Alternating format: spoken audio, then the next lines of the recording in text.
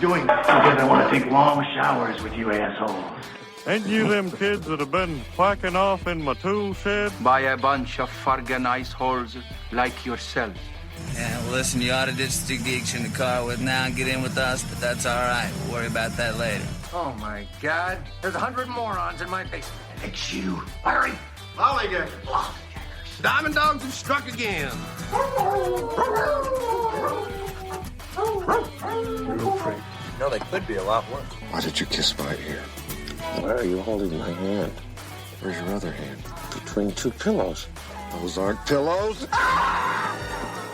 4 of us wolves running around the desert together in Las Vegas looking for strippers and cocaine. 1, 2, 3, Benchwarmers! Live from Scott's parents' basement, this is the Basement Benchwarmers Podcast. The Basement Benchwarmers Podcast back. Memorial Day week. Remembering the fallen. Correct. Armed forces and just it's a day that it's not just for cookouts and having a 3-day weekend, as we all need to be reminded sometimes. And not for putting in mulch either. And not for putting in mulch. Yeah. So yeah, it's a week, and it's for the fallen. And obviously we've probably known people that have fought, or family members and things like that, or friends. So Did you see what actor Chris Pratt said? What did Chris say? He actually had a good tweet. It said, "We count the names of each fallen soldier, lest they be countless. They are the good guys. They run to the sound of gunfire. They know pain and suffering we never will. They have given us the most free and decent society planet Earth has ever seen." That's an actor said that. Nicely done. Yeah. Sir Pratt. Well, he was Guardians of the Galaxy, right? Guardians of the Galaxy. That's why it's a great movie, right. too. Yeah. So as we usually start the week, or the show, what did you guys do this past week? Ed, go ahead. Oh, what did I do this weekend? I did watch some TV finally. I usually don't watch too much. Did you guys see that Friends reunion? Yes, I did. You did see it? It was pretty I have good. not. Yeah, it was pretty good. I watched it. Too bad John Cena and LeBron couldn't watch it because, China and the communist regime banned it in China. Oh, did they? Yeah. Did you see why? No. Because Justin Bieber and Lady Gaga were on it, or on the pregame, whatever it was. Yeah, they were both on it, yeah. They were both on it? Yeah, so, because Bieber one time went to a Japanese shrine that they don't approve of. So it must have been a war shrine or something. And Lady Gaga supported the Dalai Lama, which they're against. So they banned the Friends thing because they were on it. You're not going to be on our TV if we don't approve of what you're saying 20 years ago. Not America. Nope, not America. Not America. Hell no. You did bring up the Friends reunion. Well, Willie, what did you do this past week? I'm sorry. Before. Actually, I did something this weekend. I did a lot of stuff this weekend. And did it involve a dart or a cube? The Super Bowl of cube. Well, I did play some cube this morning. Yes, I did. Oh, Yeah. just you by yourself in the yard? No. My daughter and her boyfriend wanted to play some cube, and then I played with my granddaughter. Instead of playing hide to pickle, they want to play cube instead. With Grandpa. Grandpa. Awkward. I did have some cube this weekend, and then I went down to Oglesby, Illinois, and went to Starved Rock State Park. And they have these. Find a place you want to spread your ashes? No, it's right here in your basement, pal. I want to see that Roomba work. Sorry to interrupt. Finish. I was actually told. I want to see that Roomba work. I told somebody you were there, and they actually said it's really cool. So go ahead. Very cool. It's a very cool place. Highly recommend it. It's only 2 hours from Kenosha. So yeah, I would go there. What else did I do? I played a little bingo at the Sunnyside today. Okay. Or not today. Was it Saturday? Saturday night. Saturday night. It was a good time.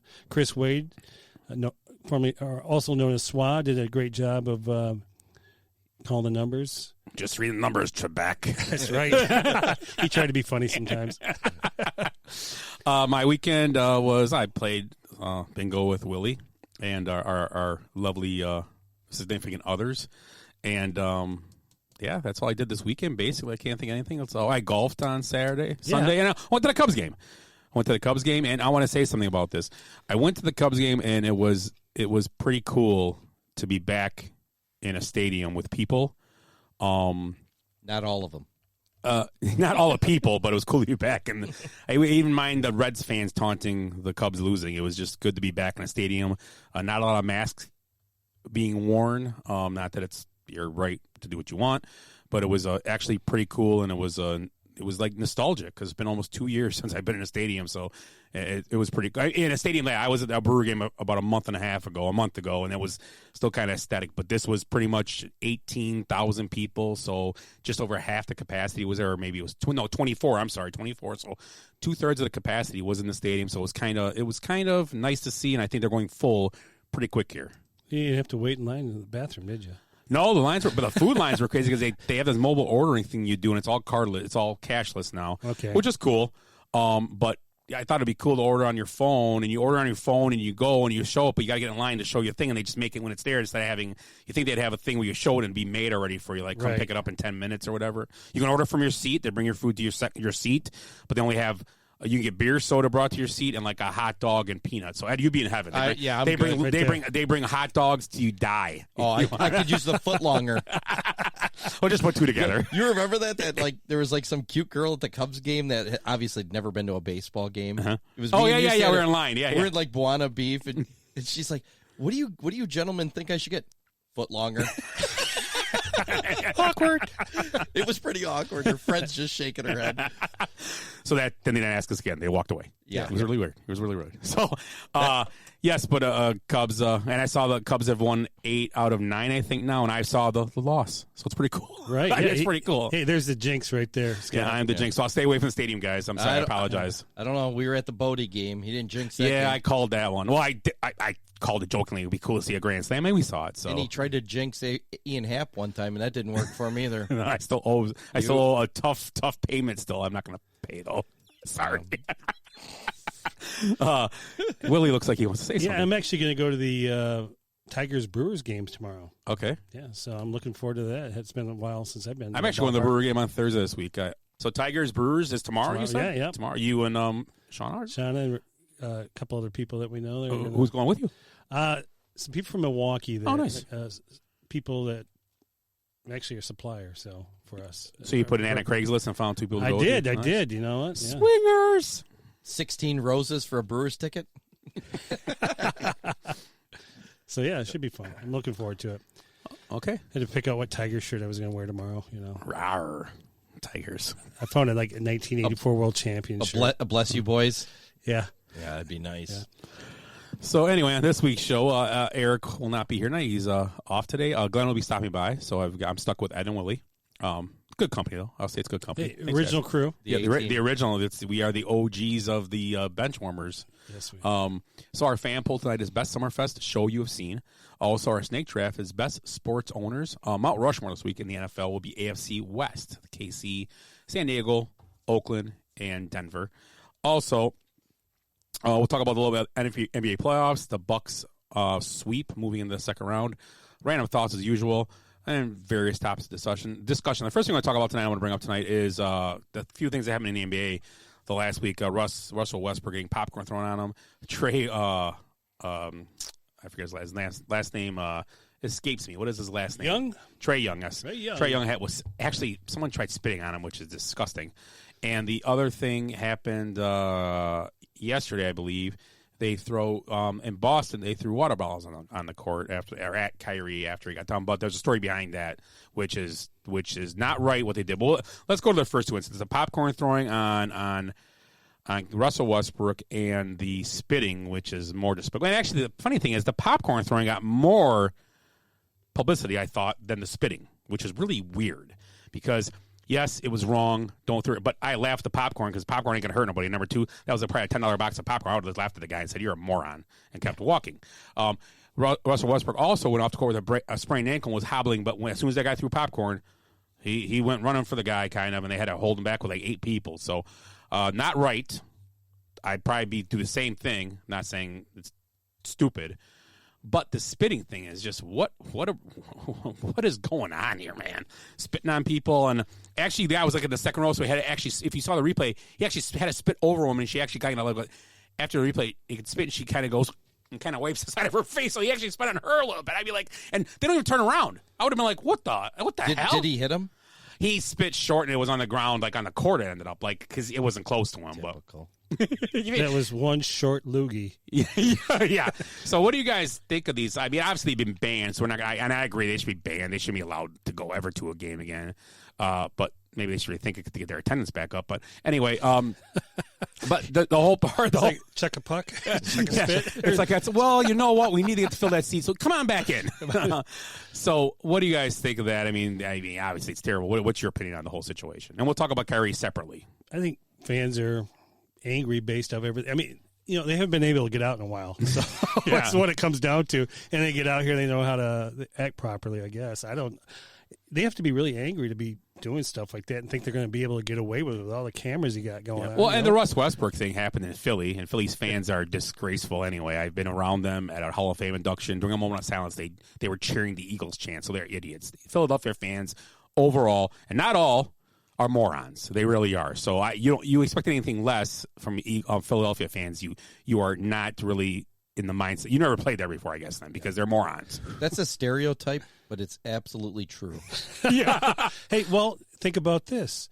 At the Eagles stadium, they had a jail cell down there. Yeah, they did. The police. I think a lot of them have them now. Yeah. A lot of new stadiums they built. They the have Eagles were holding the cells. original. Yeah, they had one, but and they took them down there and worked them up, tuned them up a little bit.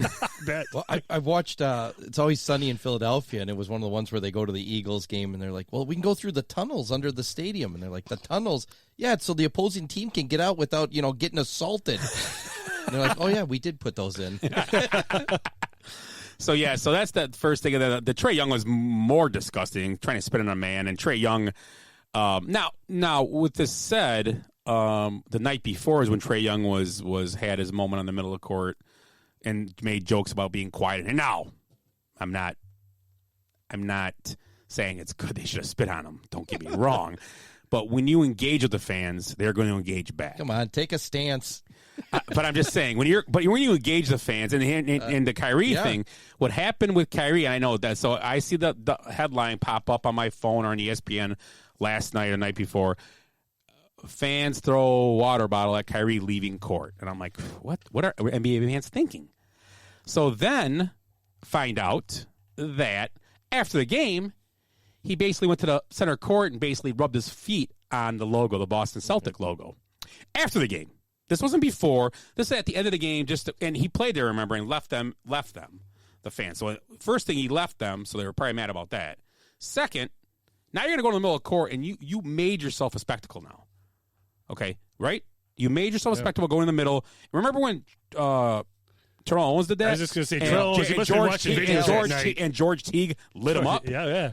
So everybody there was a thing was fine with that. I mean, so I'm not saying you deserve anything thrown at you, but you in Kyrie's situation, I'm going to take it. He brought that on himself.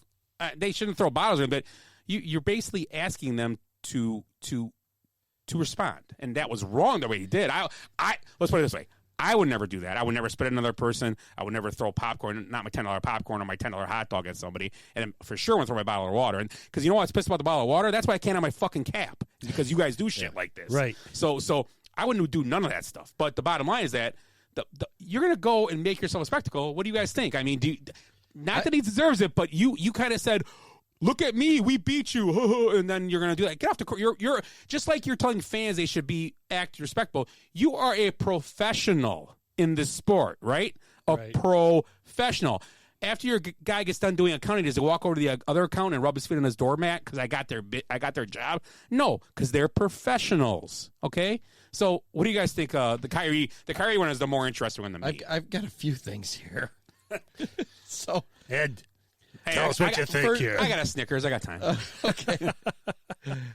First, did any of these guys get arrested that did stuff? I'm not sure about the guy spitting. I know Somebody the spitting did on get popcorn arrested. guy. Spitting is wait a assault. second. Spitting is it's assault in some Not states. in the NBA. They are against police. But when they've got to be protected from guys spitting on them, then it's we got to arrest these guys because they're horrible and they're not respectful. And kick them out, not have them come back. Huh? Second, as an old baseball player, we've talked about this many times. There's unwritten rules and there's respect shown to your opponent. And they laugh at us, and I read tweets day after day about you old white guys need to get out of here because your unwritten rules. You know what then? Then take the spitting. That's the new rules. That's like a bat flip then. Yep. You're getting popcorn thrown at you. You're getting water bottles thrown at you like the police do. You know what? Fucking toughen up a little bit. We have to deal with it. Yeah. Yeah. I forget what my third point was. Well, I'm every action has a reaction. Bad action, bad reaction. You know, you get what you give. I mean, if you go out there, what are you expecting, for Pete's sakes? Yeah. You know, come on. Yeah. Picking. Mini Muggins. Mini The Muggins, Russell yeah. Westbrook, like I said, with Trae Young, and I like Trae Young. I think he's a great young player, and I think he's great for the league. But the bottom line is that Trae Young the night before was saying, got quiet in here, and after the game he said it as a thing, but nobody should be spit on. I'm not saying No. Hop is listening, and then he just said that the Kyrie incident, the guy got charged with battery. Actually, No, that should not happen. They're against the police. Well, we heard it for a year while we were sitting at home watching games. Yeah, well, There should be no police. But when they get assaulted, where's the police? We need protection out here. It's rich guys. yeah. I'm just pointing out hypocrisy, which is one of my main things of doing. Yeah, no, I understand. I understand what you're saying 100%. I really do. They want to, but they have their guards. I know my third point. It was a longer point. That's why. Now the NBA for the last few years, and actually for the last decade, their attendance has been dropping precipitously. Yeah, and for the last over the last year, they've alienated because of quotes like I've said about the cops and other things that they were on the wrong side of course. They've lost a large chunk of their fan base. This is what they're left with. They're hardcore fans. These are the real NBA fans there. This is the garbage they're left with. So, you know what? Live with it. Yep. I agree. I guess they like you said, that the hardcore fans, these people don't really care. They just love the game no matter what. I mean, because I guess that's all they got going on in their life. Yeah. You know, so you're right. And this is what they're left with. I mean, so for a while until casual fans like some of us come back and fill seats in between these psychopaths, kind of, put up a little wall, maybe dilute the fan base a little bit. This is what they're going to have to live with. I like I said, I've and it's for me. It's not even the whole. I think I said this last week. I've gotten past the whole police thing and kneeling thing and all that because it gets to a point where whatever, I can drown that out and just watch a game. But the problem I have with this now as a sport in the last few weeks with the LeBron stuff, and I know we talk about LeBron on live, and I know it bugs Eric, but Eric's not here, so we can talk about it because I think it's actually news. It really is. It's important news that makes sense, and not important, but it's part of sports. And what you're doing is LeBron not getting suspended for his protocol in mistake, getting poked in the eye and then falling to the ground like he just got like punched in the face. This is honestly, this is the biggest joke. The NBA is becoming a joke, and it's not, like I said, Ed's points are great, but I really think people are becoming more and more alienated because on top of that, this stuff. My team has no chance against this team because you know what? He's going to get 18 extra calls a series, right? Right. That's the biggest thing. Now, we will talk about this in a minute. AD now, he may be out. If AD doesn't come back in the series, they're going to lose it. They're done. No, there's no question about it. Absolutely. LeBron cannot carry a team at 38 to win. And they're done championship-wise because LeBron at 38 cannot carry a team to a championship. There's no way. There is no way possible. No player at that age can do that. And you can tell me I'm nuts, crazy, but he can't. It's not possible. It's just not. It's just not in the cards, especially with the team. Supporting cast is not that good in L.A. I'm sorry. LeBron and AD have but together. They're only good together. We've talked about this. Well, he's going to be motivated about this. I'm going to tell you why. He better motivate and get his hair done, too. I tell you what, his biggest motivation is that Space Jam's coming out this summer. And that's why, hey, tell me, if this guy can get him through a couple of rounds, it's going to make him even, people are going to probably kind of want to watch Space Jam. Yeah. Glenn just stepped in. Glenn, how are you? Hey, guys, how are you? Good. Sorry I'm late. I'm glad you could Did stop you bring in. his food or anything like that because you're late? Or no? No. Yeah, you know what? He has leftover kebabs, he told me. I saw those kebabs. They were looking very good. They were awesome. Yeah. Were you home earlier today? Yeah, I was. I did have I had kebabs as well. But you're not on Facebook. I had venison kebabs. Aw. Do you have extra one of those? Or just one? I got two. Oh, give me that. That's going to be my beer of the week. Beer of the week? Yeah. That's it. You know what? Speaking of that, we'll do it right now. All right. Good itch. All right. Oh. There you go. No, that's fine. Yeah, that's fine. We're good. I like beer because it is good. I drink beer because I should. If there was a song to sing, I sing it and beer you bring. I drink beer when I am sad, cause the beer, it makes me glad. Now there's nothing left to say, so let's go drink beer. Beer is good! Beer is good! Beer is good! Beer is good. Who's gonna do it? That's right. So this week, I talk about beer every week. I'm being Eric now, just so you guys know. I like this guy. So this week, we're going to go off the beaten path from beer. We're going to go somewhere different, from a place in, stick with me, Batavia, Illinois. This place is a great place to visit. It's gluten-free. I don't know where it's from. I can't find where this is from. Oh, here we go. Where's it from, Glenn? Do you see? Oh, Boston, Massachusetts. Oh, yeah.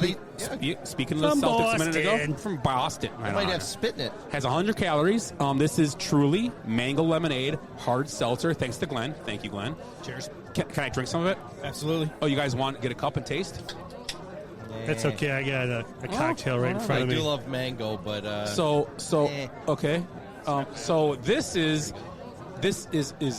a fine mango lemonade flavored seltzer made in Boston. It has carbonated water, alcohol, Boston's known for their mangoes. natural flavors, citric acid, sodium citrate, cane sugar, stevia sweetener, and lemon juice concentrate. Doesn't stevia make your wiener fall off or something? No, stevia is a natural one. The other one's the one that gives me the shits. Well, take a gulp. So, now, what type of people, do they have people like that, squish the lemons with their feet? Oh, like, yeah. Grapes? At this facility in Boston. I'm surprised there's not potatoes in there. They leave them on the ground during a marathon. They run over them, then they scrape the ground off after. And they pull it all in to make It's a Boston tradition. Yes, this is impressive. Yep. This is like Samuel Adams, but it's better because it's good for you. It's like the Sam Adams shandy because it's got lemonade. Yes, it is. There you go. It reminds me a lot of that. Remember that molasses flood in Boston back in, what was that, in the 1800s? Oh, yeah. Killed a bunch of people. It kind of. Well, if it was lemonade tea, it'd be part of the tea party. Yeah, there you go. But it's not. Yeah. I think you should shotgun this. So, ready? Cheers. Thanks. Chug a lug. How do you guys like that? Mine tastes like water. Glenn, how do you like it? I think it's actually pretty good. Well, thank you for. I didn't mean to steal this from you. There's No, more. There's more in the that's fridge. fine. You can No, steal no. whatever you want on my fridge. You can get anything on my back seat you want. Wow. Sean, Ed's been in Sean's back seat, so Well, It was plush. there was cheese in it though. I know. I left a mess there. A lot of cheese and lettuce. Were you making a salad back there? That reminds Never me- mind. reminds me- Stop. Reminds me of my honeymoon. Cheese and salad. Lettuce. What honeymoon?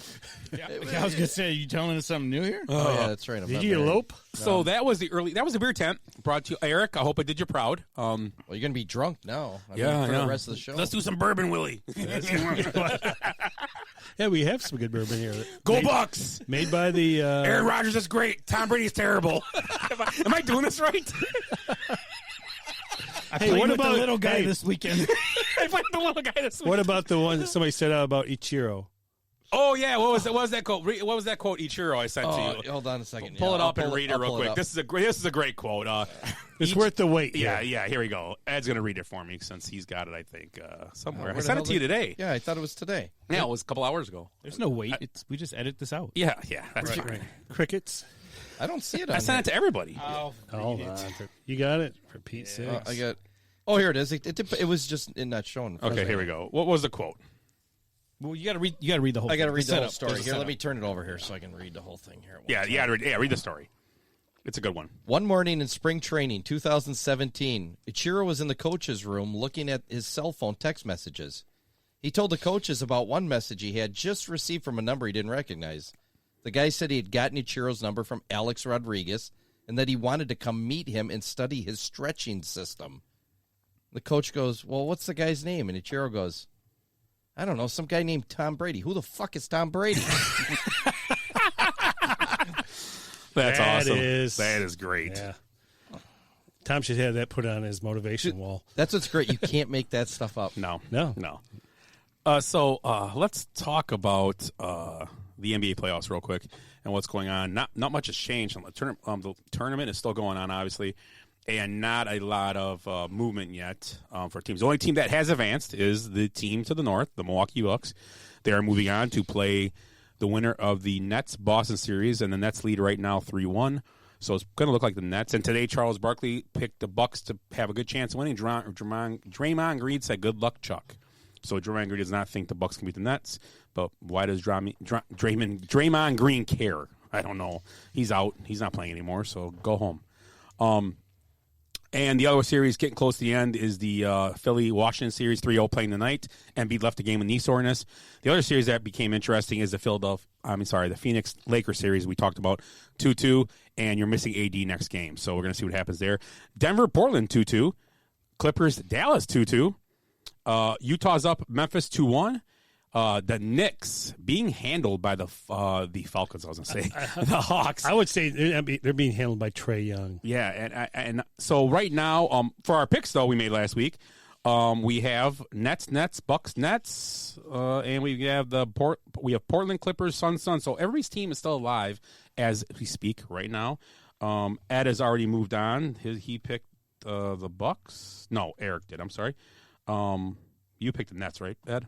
Yeah, probably. Yeah, so Eric has his team still alive. He has winning the whole thing, so he's set to go. And so what do you guys think looking out there? I know last week we talked teams that get knocked out right away. I know a few of us picked Portland to move. I know Ed like Portland to beat Denver, and Eric did too, and it's 2-2 now.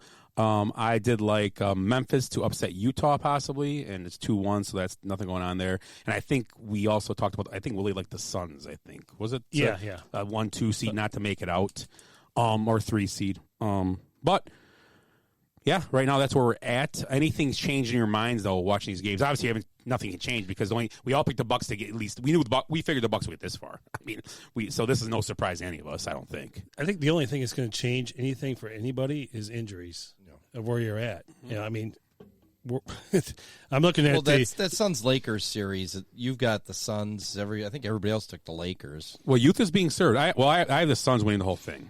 Okay, so 2 of us picked the Lakers, 2 of us picked the Suns. Yeah, me and Willie took the Suns doing the whole thing, or to get to the finals, and I have win the whole thing, and you have the Nets beating the Suns. Right, that's what we have. So I like the Suns. If they get out of there, I think they can get going. I really do. But I mean, you got to play Denver or Portland next. Who knows? I think the West, like we said last week, is the most interesting side because any of those teams, honestly, 1 through 8.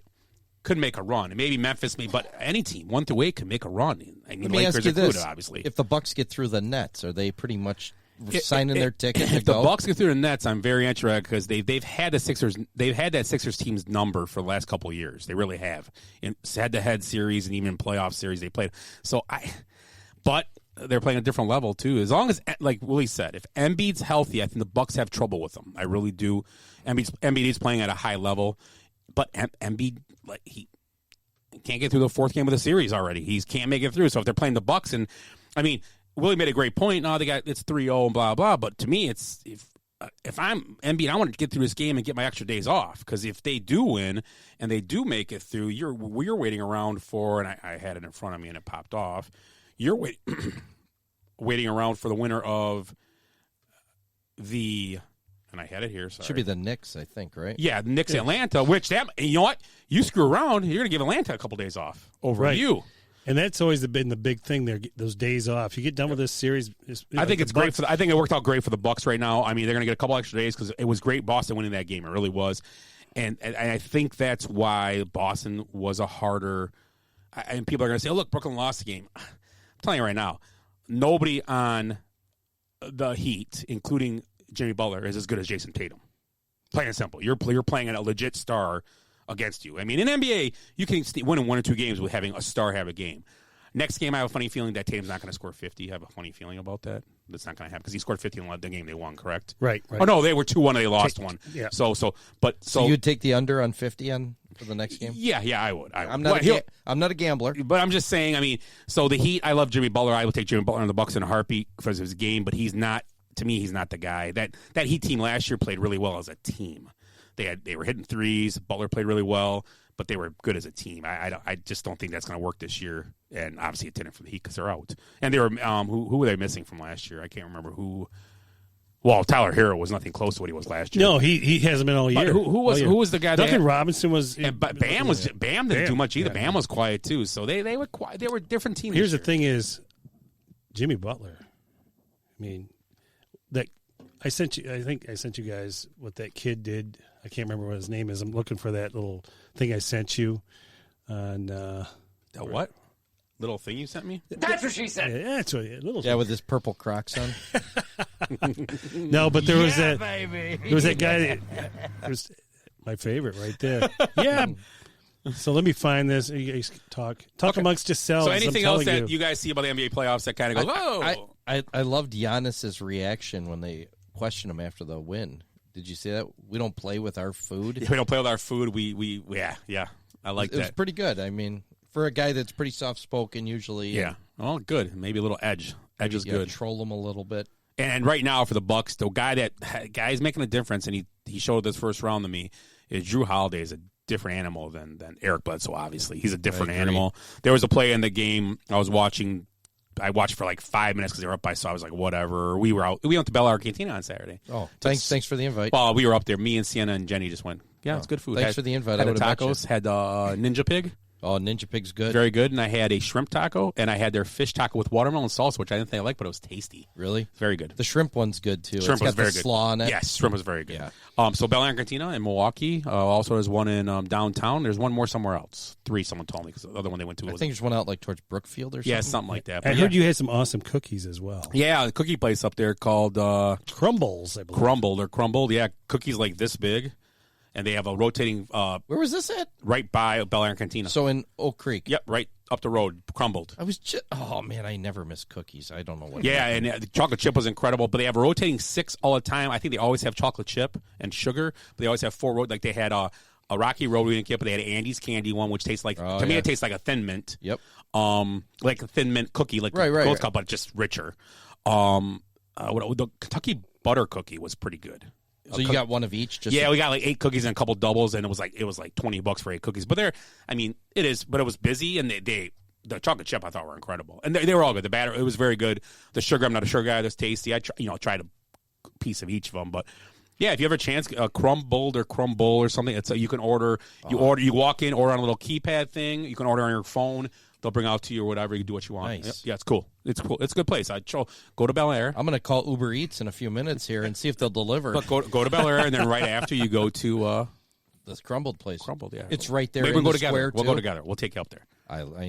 You can stop at IKEA and We'll pick do a out bench some warmer hangers trip. afterwards. You know what? You notice he's not offering to pay for my cookies. No. What we should do is Glenn and Amy can go with us. Yeah. You and Amber, Willie and Shauna, and Eric and Heather if they can make it. We'll all go up there and we'll do a Bel Air Cantina dinner and then go get a cookie after. Sounds great. Okay. Right. Yeah. Because 1, 2, 3, 4, 5, 6, 7, 8. Well, it's 8, so we have to get 2 more. But if someone can't make it, we'll get 8 cookies each one. But they're huge. You can take share one bite. You can share a cookie, man. I'm telling you right there. You know what I'm telling you? Because I ate half a cookie, and when I was done with it, I was like, wow. It was like because they're so rich and yeah, and the chocolate chip you could just see it was chocolate chip. Just crazy. Good milk chocolate. That's what it was. So we could talk about cookies all night. Yeah. How far are we in this show? Yeah, we got like 40 minutes yet. You know what? That could be like a topic. We could do like a little bit of food sports topic, thing. Like we generally do that anyways. Yeah. Oh, food. Who can't talk about food? Yeah, what'd you get? Could you get anything good at the Cubs game then? Or just hot dogs? I had a Chicago dog and I had some peanuts. And I had kids had chicken tenders. Jenny had nachos. So chicken tenders, pretty typical. That ballpark food. I was gonna go search for the big pretzel. I still want to get one. I never got it there yet. Yeah, the big pretzel, but I didn't go get it. Speaking of ballpark food, the Kingfish opened up today with a loss. Oh, okay. Yeah, I don't know how their food's going there. If they're just having regular food. No, I think they're having normal because we actually got. If you guys want to go to a game, I got a 9-pack through work. We're going to give to our employees if they want to go, but also if we want to go to a game. But we got the seats, not a table, but seats behind the home plate where you get food and everything. The old box seats. Yeah. So, and that guy that came and talked to me, he said they're going to have the same stuff. They're going to have everything normal. all the same stuff. So I mean, we're getting back to where it was. I hate saying normal because that's so stupid. Right. We're getting back to where we were. That's where we want to be. So where we should be. Where we should have been months ago. But it's not 4th of July yet. How is that possible? Well, because the polling numbers said Joe had to open up. Oh, okay. I don't know how it works. It all works off of polling. I'm not very smart, so I don't know how these things work. I don't watch politics. I just talk about sports. That's all I know. I don't know that any good. That I don't know that very good. Who that? I like this guy. I don't know sports. This guy. So let's talk about. So we're going to do a snake draft tonight, and Glenn's here in our fan poll. So Glenn, we're going to do best sports owners. You want to hop in with us with that, and we're going to do Mount Rushmore for the AFC West tonight. So it'll get you kind of primed up. We're not going to go do it right now, but just what we're doing. So you can hop in if you'd like. Okay. Best sports owners. I mean, now that I just went and looked up the old snake draft stuff, but that's all right. I forgot Eric wanted to do dramas. Yeah, and he said we could. Because he's all drama. He got me. I thought, and honestly, I got confused. I thought he could come later, so we'll just do it later. Okay, that's cool. I didn't do it to be funny. I thought it would just start at 8:00 instead. But so we'll do drama some other time because he's a drama. He's queen. all drama. He's a drama queen. He is. So I like this truly. I'll play the game. Did you guys see? I'm on a new social media site. Grindr? That's not new. That's not new. No, it's a new one besides Grindr. Humper? No, it's called Elote Chat. Yeah, I got connected to a whole group of people that take pictures of tacos and Bel Air Cantina. Fajitas. Is this real? You're being funny. No. I was like, because I want to be part of this group. I was like, it's full of street corn pictures and burritos. It's all AI, man. They had me nailed right away. I even go on Pornhub, and now I get a commercial for Elote. Jesus. Oh, I love Pornhub. I love Elote. I like both. Elote is the number one picture would be the Buck Stadium one, though. I have to be. Oh, yeah, with the crumpled up red hot Cheetos on when we go to Comiskey, what used to be Comiskey. Yeah, the Comiskey one is awesome. Right. That's like the original. Does it come with a bulletproof vest when you're eating it, or? Maybe you're safe down there. No, that comes with your ticket. Oh no, my brother. No, I like Comiskey. I really do. Yeah, my brother brought me back called their Elote one time. Was it good? There. Yeah, it was it's excellent. amazing. Is it okay? And he said the guy cuts it right there for you. There. Well, we're gonna go to a game. We're gonna tease. We keep teasing Glenn. But we're gonna go down there for a game. Maybe we'll do instead of we were talking the Cubs game, Cubs White Sox. We all go to Wrigley, but then we can try going to a Tigers White Sox game. Yep. That sounds even better. Yeah. I've never been to White Sox game. Because for me, that doesn't matter. We'll just go. So I'll go anywhere. Yeah. Well, we talked about going with Hop to a Twins game. Now I can hear myself. Yeah. Okay. We talked about with Hop going to a Twins game, too. Well, Hop just said Comiskey sucks and the food sucks, so I guess he doesn't want to go. Yeah, I invited Hop to meet me up at Target Field a couple years ago for Gay Pride Night. Because I walked in and I'm like, you got to be kidding me. But he already had a date? I enjoyed myself. I got pictures. It was crazy. So did a couple other guys. Enjoyed yourself. It was Who was with you? Was Critter with you? Yeah, my brother and then two of our employees. We went up there and we were working in the area. Nice. Sure you were. We walk into the stadium. It's like, this doesn't look like our crowd anymore. Hop wants to go to a game with Glenn, he said. Okay, that's fine. Just those two. It's weird. That is weird. The thing I will say about Target Field, I've been to a few when I'm away for work, and Target Field is nice, but it's not one of my favorite. It was nice. It was cool. Cleveland was really cool. We talked about that. Cleveland's very nice. KC was awesome. Kauffman Stadium is awesome. I love Kauffman Stadium. It was cool. But yeah, Target Field's cool though. I don't. It was weird. They have weird sight lines in the outfield though. We sat in the outfield. It's weird. You can't see like when the ball gets hit, and it's not. I understand it where you sit. I get it. At Wrigley too in the outfield, you can't see. But like the outfield, if you sit in the right field corner, which we sat because they were cheap, we just sat up there. Like the center fielder disappears like when he's in like normal center field. You can't even see him. It's weird. But it was cool. It's cool. It's right downtown, right off downtown. Yeah, I was in the upper deck so we could see out over the city and everything. Nice. It was really nice. Well, next time we went, we found cheap seats. I sat like around the wall, left field directly across from us. I can't remember the player, but the left fielder was like directly across. We were right on the wall. That was cool. That was cool. But stadium's cool looking. I mean, it's a cool place. I like where and it it's is. downtown and where you can get shot. Yeah. Well, I remember that one time with you we went to Miller Park and went to the game. I had an obstructed view seat. I was right behind the foul pole. Behind the foul pole. Right behind the foul pole. That was My awesome. seat was right. I had straddling. He was straddling the foul pole. That was actually a ticket number there. It was a weird. It was seriously. Willie sat there the whole night. Yeah, we I couldn't did. believe it. We just made fun of him for My like hips hurt me afterward. But They were displaced because he sat so wide all night. it was crazy. you see me try to climb that pole. He's over there doing his Bobby. I must be in the front row. You That's know, right. Hey, how you doing? I will say about Target Field, though, I do like how they have that set up with the basketball stadium right there, too. I wish it would have been nice had Milwaukee kind of figured that out a little bit better, too. They could have shared parking. Like Detroit. Detroit got Yeah, figured out. Detroit's got a great sports complex down there, yeah. Absolutely. Yeah, right across the street. It's basically across the street. Have you been there yet? To any of the I've been to 'Cause- what's it called? Tiger Stadium? What's it You called went, now? you went to Ford Field. No, I thought- I've never been to Ford. I've been to Comerica. Comerica, yeah, I've been to okay, Comerica. I was there before they changed the dimensions. I'm telling you, when I sat down in our seats, we were kind of, I don't know, we were not piano player, but we were sitting not in the outfield. And we sat down, man. I'm like, that fence is that's a far long poke. But they changed it. Thank God, I made it more because it was that. So it now, was not baseball. Now It was the not Red good. Wings are right there too, right? Yes. Oh, they're right now. Yeah, I haven't been Little there since then. Caesars. And Yeah, they're all right and there. there's Oh, they have like- Little Caesars there too. Yeah, all right there. They own the Wings. Little Caesars. Oh, I thought you meant a pizza place. I know what you're talking about. Charlie O's bar is right there. Everything's right there, isn't it? Now. Yes. Yeah. Yeah, Milwaukee, they talked about Miller Park going downtown, but the one thing, they wanted to build it right in the Fiserv area. But the problem was that I thought someone had said that there was a debate between the tailgating part of it. Yeah. Oh. That's what they're worried about. People want to tailgate. I prefer where it is now. Yeah, I think it would be, and the Fiserv is built for downtown. I Yep. think what they did was correct because Fiserv is more of a, basketball fans are more of a downtown type. You're not going to tailgate at a basketball game. But we would. Baseball, yeah, we would, yeah. But baseball is built for like Wrigleyville is a totally different situation than Miller Park. It's you expect what you know what you're going to do when you go to Wrigleyville, and what you need to bring money. When you go to Milwaukee, you know you got to bring a grill and some brats and $10. You're fine. And a set of boards. And a set of boards or washers or whatever. Yeah, Washers are a poor idea because we saw people buying washers one time there, and all they did was chase washers around for 2.5 hours. I thought it was funny. It was We're just bringing fun to watch. Cube next time. Yeah, there we go. Oh, Coop. Could you? It's not big enough, is it? Grass too. You know, we can find a piece of grass there. Yeah. Just two though. Just two Coops.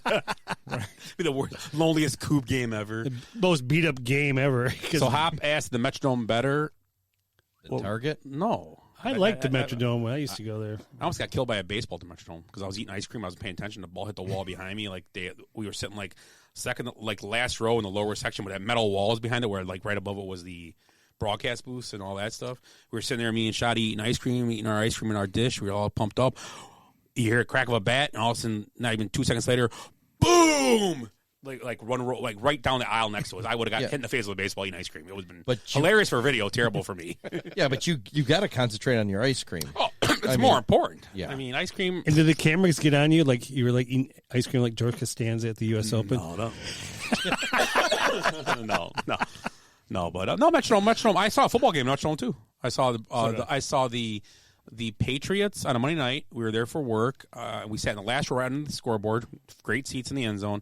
I saw the Patriots, the Tom Brady led Patriots, beat the Vikings 35-0. So I didn't have to. You know what? I heard the stupid horn once, and that's it. Yeah, that horn is annoying. That's what you hear downtown now when the buildings start burning. Oh, they scored again in George Floyd Square. When the drive-by starts. Yeah. Okay, so let's move on to something else real quick here. Let's move on. Let's move on to our fan poll. Our fan poll tonight was a favorite Summerfest show, and this will be a good, entertaining talk because we've all been to Summerfest, I'm sure, and seen concerts. Willie, you had a few on your page. I had a ton. I had a bunch too. You know, I actually just put it on today. I've got like 15. Okay, well, do you have them? I got them lined up. I figured it out. Okay, hit it then. Let's go. Go through some of yours. Let's go. So, Carl Bradley said Steely Dan. Oh, awesome band. Katie Tussler said Tom Petty. I think you're going to hear that a couple of times. Bob Pettit said the Killers. Okay. Ann Turner Arneson said the Bodines when it was with Sammy as the lead singer. Sammy? Yeah, I guess Sam, yeah. Different singer for the Bodines. I didn't know the Bodines had a different singer. Okay. Shannon Elizabeth said OAR, setting in stage right. Oh, yeah. Up above. Yep. Yep. Yeah, it's your tickets through Kevin, right? Yes, Yes. absolutely. Thank you, Kevin Rash. Yep. Vilma Robic said Bon Jovi. Molly Wilson said Woman after my own heart. Blink 182 is when Sean and I took her to that concert. We got there early, get those wristbands, and it was so cool. We got there, and they said, all you people sitting up there in the grass, come on down and sit in the seats. So it was pretty cool. Okay. Sorry. Go ahead. I thought you had more. No, I got more. Good. Kent Grissom said Yingui Malmsteen. Yingve Malmsteen. And Rare Earth way back in the day. Thank you. Tom Mauer said Switchfoot over and over. Sarah Gomez said No Doubt, 1996. Your mom said, Scott, your mom. Your mom, Trebek. She actually wrote me a note and gave it to me because she brought us some chocolate chip cookies here. Yeah. Oh, did she? Yeah. So to where? Right here in the basement. Oh, in your mom's sorry. basement. Yeah. She dropped him down the laundry chute. So Did you hear that little tip? what was her? Mom, meatloaf now. Bon Jovi and Toby Keith. Okay. That would have been a great concert. Toby Keith. They weren't together. Oh, they were separate. I seen them both with her. Actually, I was with her. Both. Jeanette said Bruno Mars. Joshua Robert, a friend of ours, said Nappy Roots. Andy Heller seconds that. And then Tonda Galliardo ends it. Carl started it. She ended it. Steely Dan. Okay, I got Dan Walter said Guster, Willie Buge, Ziggy Marley and the Wailers, and Jenny Cavalli said Tom Petty and Pearl Jam, 2006. And then you guys, I got a couple more, but let's go with you guys. So Willie, do you have a Summerfest concert? Lawrence Welk Unplugged? That was a great. Actually, you know what? I think after we took Willie blew the bubbles all down. No, I'm saying no. Who have you seen there? After we took Molly to see Blink 182, they let out, and there was still concerts going on. We went over and saw Morris Day and the Time, and that was a really good. But probably the number one was we went and saw Matthew Sweet on probably the last day, and people I didn't even know. I didn't know Clino. I didn't know John Perez. Then they were at the same concert, but this guy kept playing, and they finally unplugged him. It was it was the last night of Summerfest on a Sunday. You know, I always ended on a Sunday generally. And I was at that concert. I didn't know these guys, but I was there with some other people I knew, and we talk about this concert all the time because it's like one of the best, Matthew Sweet. So nice. Matthew Sweet, girlfriend. Yep. Glenn, anybody? Not musically, probably not the best concert, but Motley Crue Carnival of Sin. It was just crazy. Okay. And then, I mean, Luke Bryan puts on a good concert. Toby Keith, I think somebody said that. Zach Brown Band just jams for like 6 hours. They take a little intermission, but they're pretty good to see too. I'd have to see Zach Brown. That'd be cool to see him. I think he'd be a cool show. I've heard he's pretty good. Yeah, they're great. Yep. They're there this year again. Yeah, I heard. I'll give a couple more for Corey Tusser said Tom Petty, also Kid Rock and Little Cracker, Santana. On a free stage, he said Paramore and Sublime, but he also said Nelly was easily the worst thing I've ever seen in my life. He barely played his own hits, and when he did, he didn't even know the words. The crowd knew the words better, and he just let them sing. Shauna Perez said Jimmy Vaughn, right after his brother was killed in the crash. Stevie was killed out in Alabama Valley. John Principe said Chicago. Dave Matthews, Stabbing Westward, Red Hot Chili Peppers, and Prince. My sister-in-law, Cindy, said Prince. My niece said, dang, how many years ago was that? Well, it wasn't recently. Yeah. Let's put it that way. Diane Andrelli said Tesla. Donna York said Meatloaf. Johnny B. Good said The Roots, Atmosphere, OAR, Jason Aldean. My niece said Skillet and Rise Against. Also, this is a moment that I will never live down. I was there with this Linda Digby. It was her nephew and myself. We went to see Milli Vanilli. Girl, you know it's true. Young MC opened up, though. So, is that right? Yeah, Young MC was Bustin'? awesome. Maggie Jurgens said Tom Petty and the Heartbreakers. Richard Mazinet said, don't remember any of them, so they must have been great. Shay Vaccaro said Toby Keith. Brian Best said Rush, Time Machine Tour. They played the whole Moving Pictures album from start to finish. Kevin Zarlady said Linkin Park. I got a few more, but who do you got? I was going to say Pat McCurdy. No. Pat Coins? Yeah, Pat Coins. We always had that tent up there. I've seen a few good ones there. I mean, I've seen. I saw Roger Waters just do, it's all Pink Floyd. Mm-hmm. And I'm not a fan of Roger Waters by himself, but it was pretty good. I saw the Dead, this is a few years after Jerry died. I want to say it was like in 2003, play with Willie Nelson and Joan Osborne. It's pretty cool. It was different, But me and Amber saw one of our first concerts we went to. We saw Los Lobos there, and then walked across and saw La la la la la bamba. Yeah, that one, but they don't usually play that. And then they saw REO Speedwagon was playing because they were on a smaller stage. So when we went, that was honestly I liked Los Lobos and REO better than the big shows. I saw Los Lobos open up for Santana. Yeah, they're awesome. Yeah, great band, really good. Who's the guy that he was an older singer. He did a lot of stuff through the on the Bon Jovi songs where they sing through the tube and it makes the sound. This guy did a lot. Frampton. I saw Frampton. I saw there. Frampton on a free stage and was, guys, we're going to see Frampton. You want to go with us? Freaking awesome. Years ago when I worked at Century, they were going when I was like 20, 21. You want to go? I'll go. We got there early, got good seats. It was a great show. It was a great show. And like 100 songs. Almost every song he sings. You don't even know, but you're like, oh, okay. It was great. It was a good show. It was entertaining. It was really cool. I got a couple more here. Tim McGraw by Pam Wilson. Brian Kekison said Pearl Jam. Mario Senni said Alice when the main stage was on the other end. Alice. In Chains, I'm maybe? guessing Alice in Chains. Alice in Chains wasn't around when the main stage was on the other end, though. Main stage on the other end was a long time ago. Because the main stage of Marcus Amphitheater has been there since I was in high school. Yeah, right. And Alice in Chains came around in the 90s, right? Right. So I don't know who Alice is. Maybe they came to snuff. Look it up. Unless it is Alice in Chains, but I don't know. They've been around for a long time. Yeah, but that means that Marcus Amphitheater's been there for Cooper? Alice Cooper? Oh, yeah, it might have been Alice Cooper. That's who it is. I guarantee you're right. Yeah, you go. Sorry, Mario. We should have known that. He should write Cooper after it. Yeah. School's out. He thought we'd just know because it's Alice. Alice. I thought it was the lady on the Mel's Diner show. Yeah, that's what I was going to say. She sang Laura Lavin. She sang Flo. Kiss my grits. What, does that chair make you do stuff like that? Just this guy. He's way better in this chair. Mike Hartnell says, "Don't tell pilots." A little fun fact about that show, I saw the same show, and that was pretty cool because they actually had this set come down from the ceiling and had candles, and they went unplugged for 5 or 6 songs. It was a really good show. Didn't Veruca Salt open up yes, for them? Veruca Salt. Yeah, I remember that.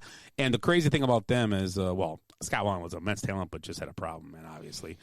Brian Garut said Paul McCartney. Ryan Miller said Kenny Chesney. Nick Sturch said Boys the Men. Irene Cummings, Doobie Brothers. Jane Conley said Sting. Jeff Jankowski said OER. And Joey Geiger, to end it off, said Motley Crue. I can name 1,000. They named them all. I've seen so many shows there. It's not even crazy. Well, if you had to pick one, man, could you? No, it's so hard. There's been so many good ones. Because you've been to a lot of concerts. There's been so many good ones I've seen. I will say that the Stone Temple Pilots one was really cool. I will also say, and I didn't look this up, but Live was probably there, and I've seen Live probably during Summerfest. They were really good. They're a great live band. They're coming, and they were supposed to go. They're supposed to do a reunion thing this last year, but they didn't. They're supposed to come around, so Live's supposed to go back on tour together. It's going to be that'd be awesome. I hate to tell you guys, but Genesis has a tour coming around. They do. Nowhere Yes, they do. near here. I think Indianapolis might be the closest place. Let's pick her up. I haven't heard if Peter Gabriel's playing with them, but I heard tickets are like 200 and something right now. I still think about Phil Collins is going to be there for sure. He's broke. He's got to be there. But Peter Gabriel, I don't know. I haven't heard yet. But I'm like, if they are there, will they branch off and sing their own songs? Like you would hope so. I would imagine. Sweet. I just want to hear Peter Gabriel sing "Your Eyes" or "Sledgehammer." Yeah, there you go. Oh, yeah. It's a guilty pleasure song. Shock the Monkey. Oh, yes. Shock the Monkey. Yeah, but Your Eyes. That's a great song. I mean, it's synonymous with the '80s and the movie. Maybe get some Say Anything. Yeah, Say Anything. Yeah, and some Mike and the Mechanics songs in there. Yeah, some it'd be cool. It'd be Susu Studio. Yes. That album is one of my favorite albums ever. Dude, this could be like a 7-hour concert. They got so much music in this. So in maybe air tonight, yeah. Oh, in the air. Yeah. Put Phil on the drums, yeah. Oh, Phil, great drum player. Think about that. That'd be awesome. Yeah. So yeah, maybe we're gonna have to look into that. Maybe we could do that at Target Field or something. Yeah. If we have the right security. Yeah. Yes. So question. Talking about what makes a great show. I mean, do you prefer just the artists come out and just jam all their hits? Do you like a stage show? Like I saw White Zombie one time, and that was an amazing stage show. I mean, the music at the time too was that was the White Zombie band. Not Yeah, it Rob depends Zombie. on the artist. Like I've seen, like Bon Jovi puts on a good stage show. They put on a lot of stuff, and I'm entertained by it. But like I've seen, like I never thought about Pearl Jam's a very low key. Mm-hmm. They just come out and sing. Yep. So not much to it. I mean, they have lights, but that's about it. There's nothing crazy. So it just depends on the band. I saw Chris Stapleton open up for. Was it Kid Rock he opened up for? But he was very good. Nothing, just him, his guitar, and his. But he'd be a great guy to see in a smaller place like the Rave or something, because he's not built for that big. It was a Marcus Amphitheater, and it was not built for that big. Personally, to me, and people will laugh, he wasn't built for that big stage.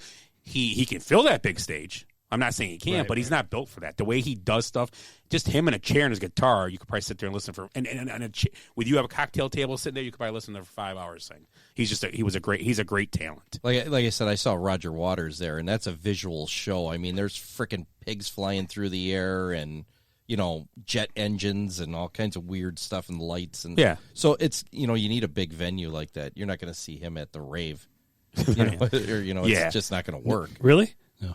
But like I doubt it. If I had to pick, I like the show. Yeah. I really do. I've seen Motley Crue, and they put on a good show. I've seen Kid Rock.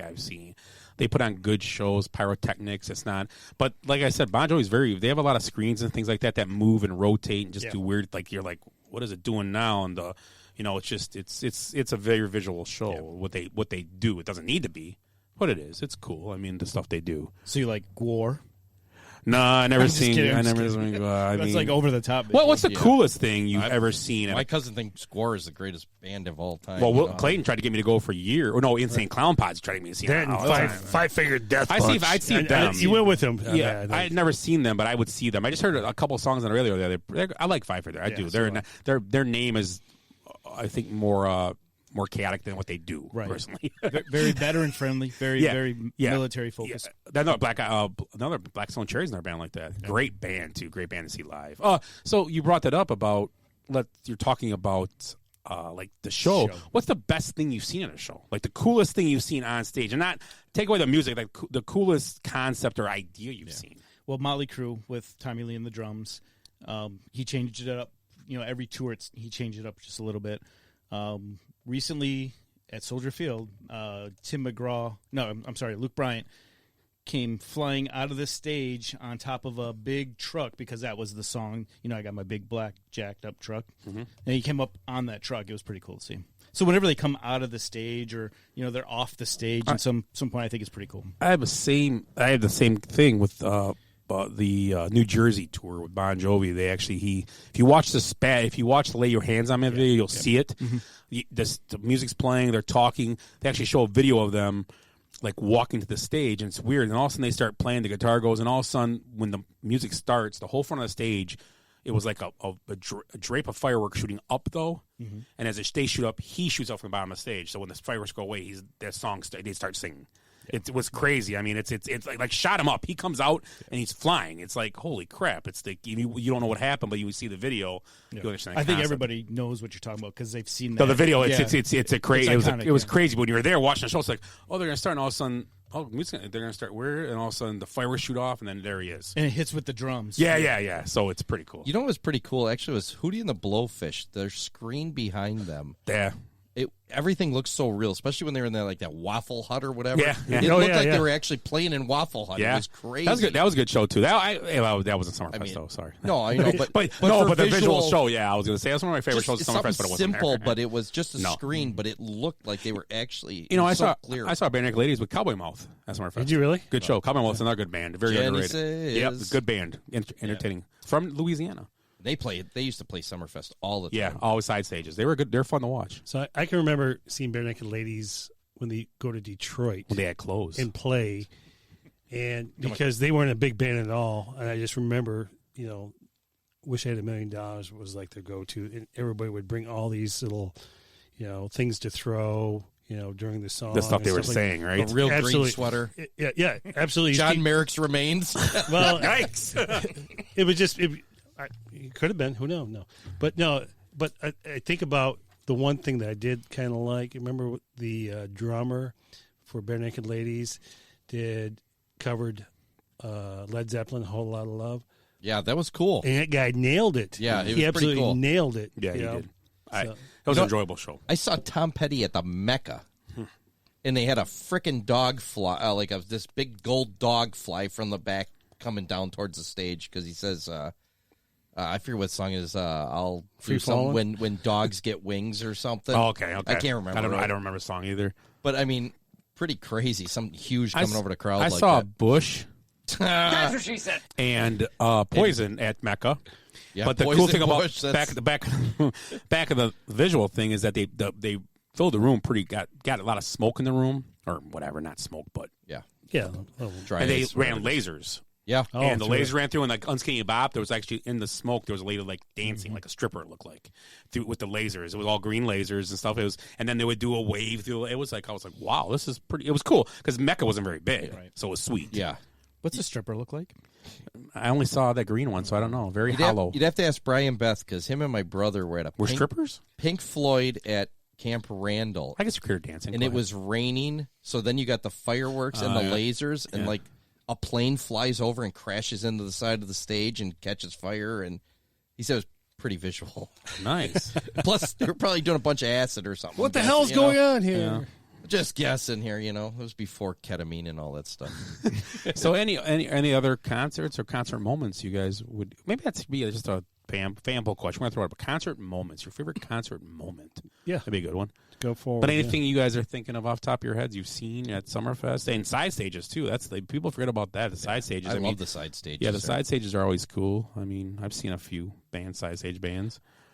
Anybody can think of anything else? I think there was at Summerfest there was a band that I liked a lot called the Guffs. Yeah, I've seen the Guffs. Yeah, oh, yeah. They opened up for Matchbox 20 at the rave. When I say Matchbox 20 was a band, I saw like 3 or 4 the Guffs times. are really Another good. band. I think the Guffs are local, aren't they? Yeah, they were. They were Milwaukee. local. They're a Milwaukee band. Milwaukee band. They were very good. Yeah. I am going to Summerfest this year. I am going to see Weezer and Green Day at Summerfest this year. Nice. So that should be interesting. I'm going to see Styx. And Are you? And Fall Out Boy. Don't forget. Oh, I'm Fall Out Boy. And then, yeah. then I'm also going to see a week later. I'm going to see Shinedown at the rave. Nice. I'm getting back in it, man. I'm getting back on tour, guys. I'm in the road. Only in Milwaukee though. That's the only place I'm going. Some guys ain't cut out for life on the road. My sister said they saw Scott Weiland at Austin Saloon. Oh, that'd be awesome. Yeah, it's a pretty cool venue. He was like an hour late out, I guess, and of course, yeah. So he was probably, talking to his kids. You gotta hear. Yeah. We gotta get Chris LaBelle on to tell his story with Scott Weiland in Florida. Good one for like 3 days. Yeah. Oh, hanging out at his place. Oh, nice. And he remembers it. Some of it. Chris does, not me. Scott Weiland doesn't. Yeah. Yeah. Next, we saw Chris last year. Yeah, I saw him at the graduation party. Yeah. Yeah. Well, another fun thing if we get to that point, we're talking about local bands, Modern Day Romeos. Yeah, get them on here. Jim and Justin on here one night. Maybe they'll join us on the podcast. Do an acoustic show. Yeah, do a couple songs. Oh. And then you'll get shut down on Facebook because they won't know that it's actually live. Yeah. We should do a little group trip to one of their shows this summer. We should go, all of us. Yes. Make a little trip. Yep. Let's go. They were at Austin's a few weeks ago, and they were just at Blarney Island last night. And as long as they have like frozen lemonade, right? That was awesome. You got to go with us too, Glenn and Amy. Got to go with. You ever see Monty Romeos? Nope. Oh, it's a trip. I don't even pay for drinks. They're a party band. That's what they're a fun band to go watch. They really are. So Austin's a great place to see them too. Hell yeah. I just carry a spoon with me. That's right. That's all. Don't you always? I was just going over these guys' shoulders, stealing their drink with my. You were too. I know. I stole a lot of drink. I was getting drunk. Yeah, it was blueberry, right? Blueberry lemonade, something like that. Yeah. So you guys want to move on to the more random thoughts? Because it's been a whole random show. Well, let's go. Go ahead. Yeah, throw one out. We're going to do our. We still got to do our sports journals, but let's do that. Random. You got anything? You guys, Willie? Any fun facts? Anything? Okay, I got a random thought. Go ahead. You guys stick with me on this. You got to listen. Oh God. When Dalton goes on a rampage to avenge Wade Garrett's death, he kills everyone at Brad Wesley's compound except Tinker, who has that large stuffed bear fall on him. Why didn't Dalton finish off Tinker? I don't know. This is Roadhouse, right? Of course it's Roadhouse. Just want to make sure. One of your dreams or something. You made these guys up in your head or something. No, do you remember that big bear falls on Tinker Yeah. and he's wearing his cat hat and he's like, yeah. And then at the end, they're just kind of standing around. He's like, I had the bear fall on me. I didn't see nothing. And they're all like, oh, you Tinker. He just tried to murder everybody, and they stabbed, Wade. Yeah. And they just let him go, pretty much, because he had the bear fall on him. It doesn't really... I always want to tie that plot together there, and it just doesn't work. Huh? I don't know. Brad Garrett was on a murderous rampage. I mean... It's a great gangster movie, though. Guilty pleasure, that show is. Yeah, that's a good movie, yeah. Every time you see it, it's on there. Yeah. You just can't get Patrick Swayze's hair out of my head. It really isn't. I know. I'm sure it's not Dan Marino. That hair, though, is just... it's beautiful. That coif. Coif is awesome. Right. It is a coif. And then doing karate with no shirt but jeans on, because those are super flexible. Yeah, I never know that. Yeah. If he wouldn't have been doing that karate, Barney would have beat him. I'm going to tell you. He'd have been the Chippendale guy. Okay. So, you got a fun fact? I do have one thing here. Okay. So Virginia won its 7th men's championship in men's lacrosse. They beat Maryland 17-16, which is the most goals in a lacrosse championship. They're the number 3 and 4 team. Mm-hmm. So, if you like lacrosse, it's fun to watch. I don't know if you've ever watched it before. Good Cool city. Yeah. Oh, Glenn knows about lacrosse, right? Am I wrong about lacrosse? Where's your daughter go? Oshkosh. Damn, I always do that. Lacrosse. They're all the same to me out there. Eau Claire, Oshkosh. Lacrosse. Oshkosh is in Fond du Lac. I know. I never mind. Yeah. I'm thinking is way Eau Claire. better. Lacrosse is on the river. You know the mitten? Yeah, you're in the middle of a mitten, just past the big lake, right? That's one of the largest lakes in the state in the country, isn't it? Lake Winnebago? Inland Lake. Inland Lake, I think it is. Lake Winnebago, yes. It's a Probably big in the ass. top 10. It's a big ass lake. I mean, it always looks brown to me. Yeah. From our end at the south end. Yeah. Yeah. So. That's It's always brown on the south end. Speaking of south ends, how's Shauna's back seat, Willie? full of cheese and lettuce. I liked her back seat. You guys don't badmouth her back seat. It was comforting. Hey, at least Ed admitted it right away. That was a horrible night. That was after I got choked with a seatbelt. Who would do that But to you you? asked for it. No, that was a different night. The That was a seatbelt was different different night. because I was driving. 'Cause The night, I'm driving The it. night he You choked sure? you, I was dropping him off before you. Yeah, my eyes almost came out of my head that time. He starts choking me with a seatbelt from behind. I almost went over the back seat after him. But it's Willie, you gotta... It's Willie. Bust his hip, knocking him down or something. Right. I'll never see him out again.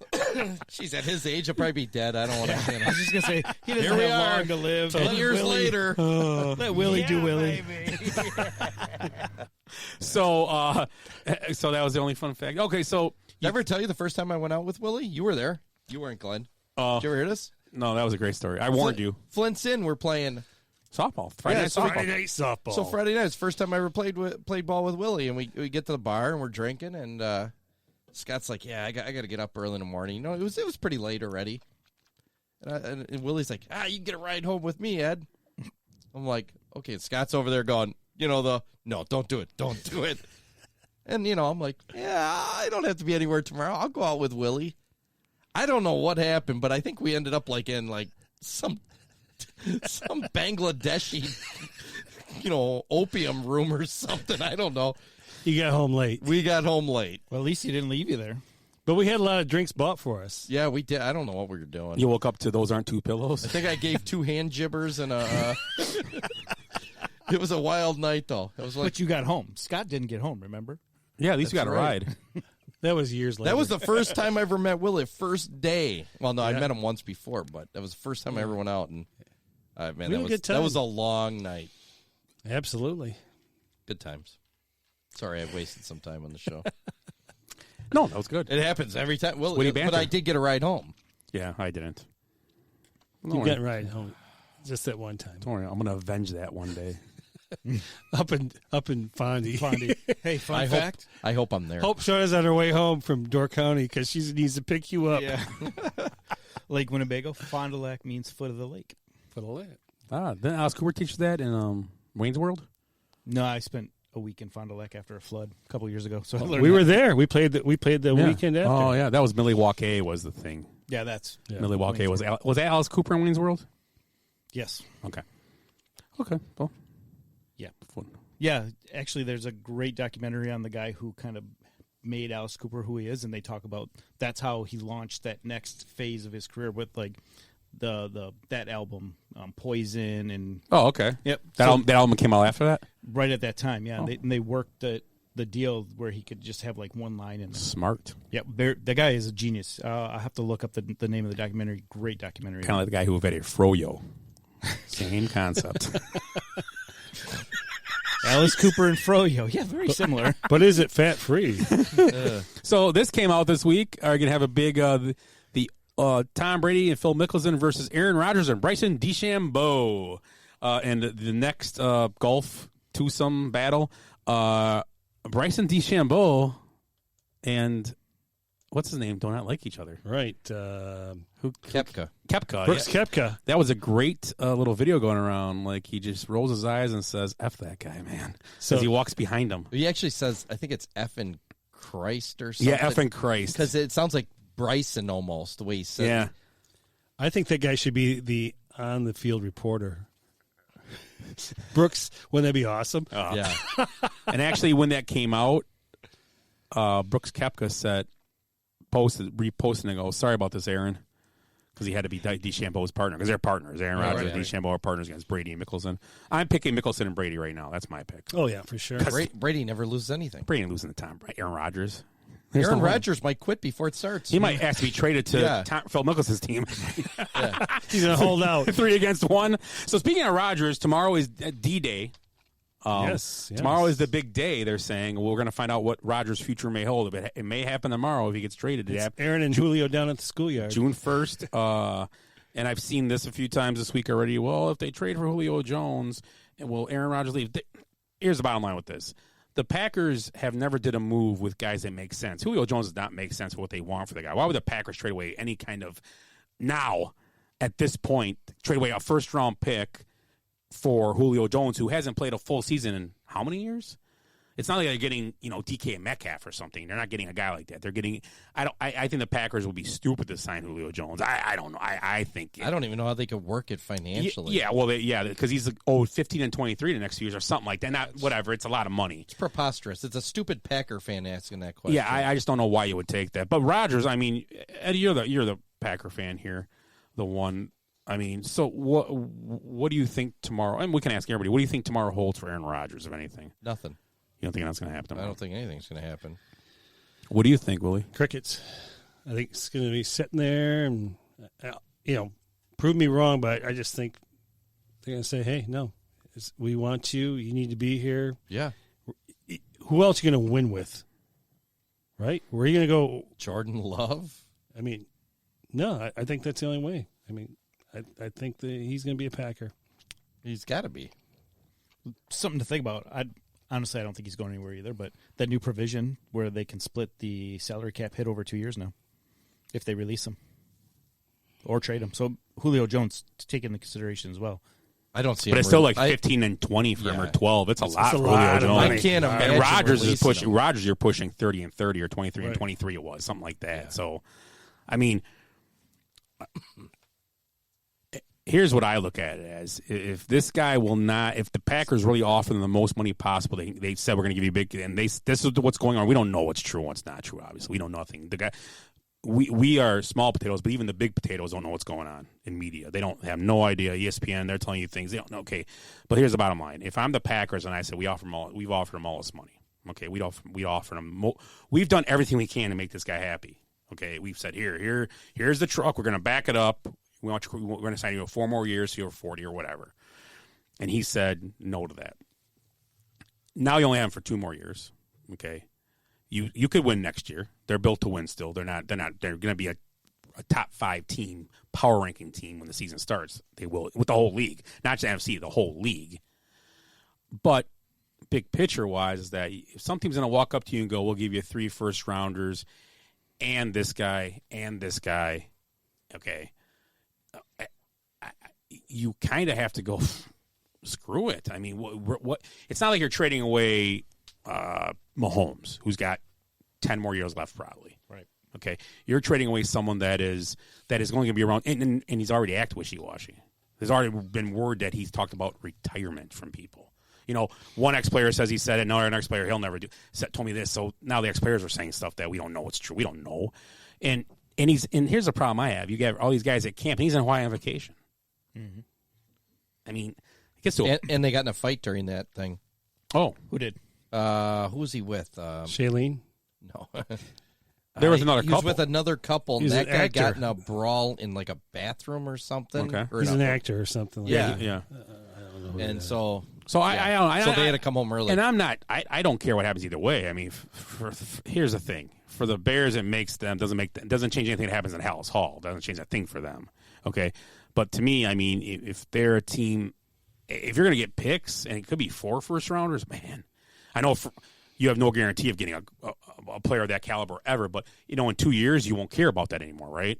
If you get 4 first rounders, that you'll still be getting first rounders. He's probably gone or whatever. If he goes to Denver, is he really going to affect you? Is he going to be like, oh yeah, he Denver?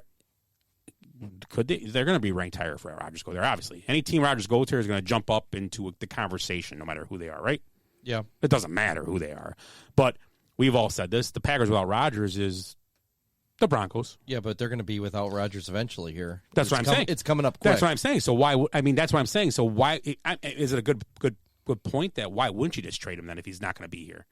If he just decides I'm going to hold out or I'm not going to play or I'm going to retire, then you end up with nothing. Not a thing. I mean, the retirement thing's too because they could ask the money back, and if I was the Packers, I'd for sure ask for the money back, like we talked about. Yeah, that's not happening. And the other part, if he doesn't come back, he just sits out. Well, then they still have his rights, so it doesn't matter. He can't go anywhere anyway. No, they ain't gonna waive him or release him. There's no way that's gonna happen. He'll be either. Kaepernick. Essentially, he won't be playing in the NFL. He's just going to be talking about playing in the NFL. Well, someone will want him because he can play. Doesn't matter if you still own his rights. They can't. Well, yeah. No, it'd be the Barry Sanders thing. The Barry Sanders. He's going to be stuck. He'll just retire and say, "Okay, I'm not coming back because you're not going to give me the Dolphins that I'm not going to play." Yeah, that's what Sanders. And he's got to pay the money back. And it was a different time with Sanders. Everybody was like, so Sanders was different because everybody was like, they agreed. Yeah, let the guy go somewhere else. Let him try winning. Even Willie might have agreed a little bit because it sucked for his team. But at that point, it would be cool to see Barry Sanders maybe have a chance to Super Bowl.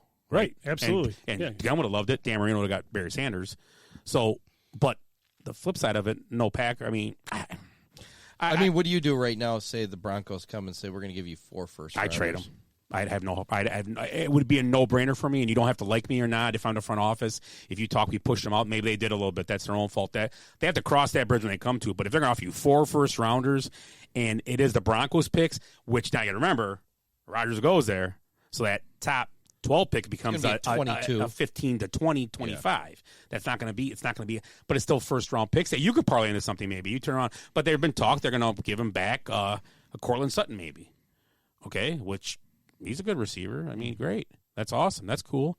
I mean, it's way cheaper than Rodgers, and now you have Jordan Love, and you have Blake Bortles. You have quarterbacks there. I just think them saying all his quarterbacks is just too. To me, it's a sign that he's not going to be there. So 3 first rounders and Cortland Sutton. You said 4 first. No, but now if if it's 4 first rounders, Sutton. I would. And do the that and the 3 first rounders still you got to kick the tires on a little bit. Right. No, that's what I was going to say. And if the Packers are open for business on trading him, then maybe other teams start jumping in. I mean, where are they weak on the team besides now they trade Rodgers, they pick up 4 first rounders and another receiver. And do you get Drew Lock back or Teddy Bridgewater in that deal? Well, you wouldn't even have to, as you could pick up. There's guys out there. If they got Bridgewater, you could just cut guys like Bortles. So where are they weak? Just at quarterback then? Because the rest of the team is fairly solid. Well, running back, they're not really set it back. I mean, They're but quarterbacks solid. make you. Well, Lindsey's not there anymore. He's gone. The kid they ran last year, I don't even say because Lindsey's gone. What are you talking about? Running back? Philip Lindsey. We're talking Denver. Oh, I was saying the Packers. Oh, the Packers are fine running. Yeah, Packers are fine. They're pretty stacked everywhere else. I mean, well, they're except for solid. still they don't stop to run very well. No, I mean, O-line, yeah, an O-line still is. I mean, there's question mark going to go in. Yeah, I mean, they picked up a couple. You lost guys. Lindsey. You lost the other guy we talked about, but you're getting Bakhtiari back. Yeah, obviously. I'm saying he's so you're all gonna pro. So and you're getting 3 first rounders. So in the next 2 or 3 years, you're going to add, 5 or 6 first round guys. Well, yeah, and you had even first to a team that's already solid, except for a quarterback. Yeah. And you've got a first round quarterback and sitting on your bench. And you're in a division that's winnable, which is playing good. Yeah, you don't have to be a super. Now, will they be good enough to go to a Super Bowl in that event? No, probably no, not. no. I mean, But they're not now. Yeah, that's the thing. Do you beat a team like? I mean, maybe they beat Tampa. Maybe they beat San Francisco in the conversation now.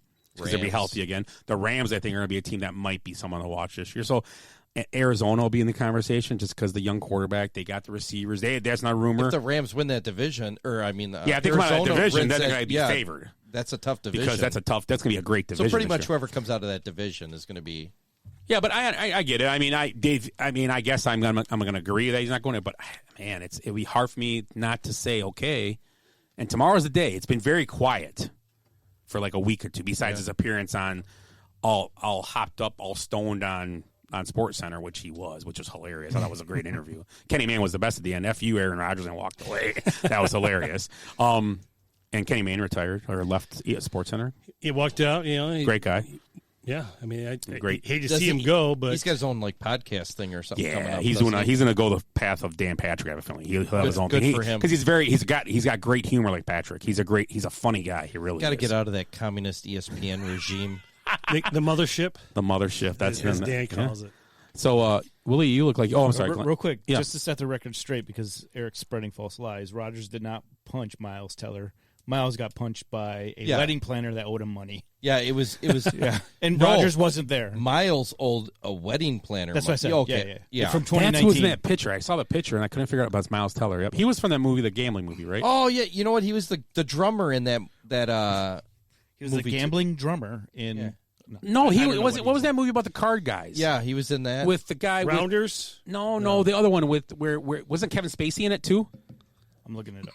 Yeah, Kevin Spacey was in it too. I thought where he was in charge of these kids that were doing like a gambling for MIT. Right, Yeah. right. Yep. Wasn't it Rounder? No, they were. And there was They were or the other one was Catch Me If You Can was another one. Oh, maybe he was in that one. That was a different type, but it was they were magicians or something, or they would do like sleight of hand. With the guy that played Zuckerberg in the Facebook movie. Yeah, I know he was in that movie too. Where What was Miles Teller in? What was he in? He was in that drumming movie with Dr. Skoda. Oh was in there. yeah, the American Family commercial guy. Yeah, That's right. He was in that movie. Yep. Yeah, where he's like just you suck. Your mom's a whore. Yeah. And then he would drum harder or whatever. You know. Yeah, that one. So he wasn't in that movie with I forget what it's called. No, I don't know if this is the right guy that I got up though. Well, he was in Fantastic Four. He was Reed Richards. Yes, he was in that too. Miles. I don't recognize any. He's going to be in the new Top Gun. Oh, is he? Miles Teller. But he was Only the Brave. I don't know if you saw that. Thank you for your service. He's in Divergent. He was. That's how you know Shailene. The series, though. Is that? Yeah, that's probably where. What's this guy's name again? Oh, he was also in the movie with. That was a great movie too. The Gun Runners, War Dogs. Yeah, War Dogs. That was a great movie too. But that's another one. Whiplash. Whiplash is what you're thinking. Yeah. Whiplash is what you're thinking of.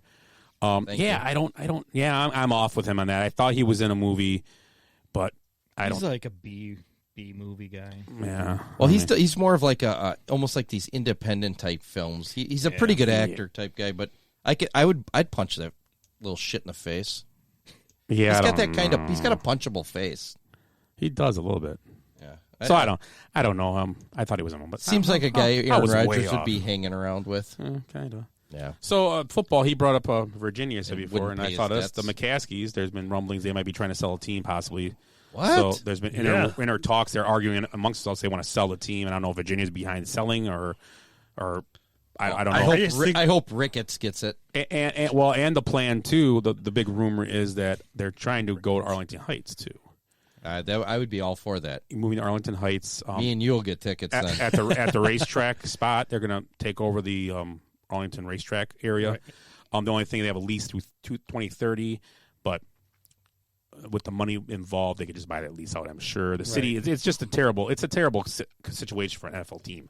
I mean, they're their only team in the state. The whole league that own their stadium. Yeah, they're playing a public park. Yeah, basically and that's why they don't have turf in there or nothing, because they won't let them get turf because they've got to keep people employed, obviously. Right.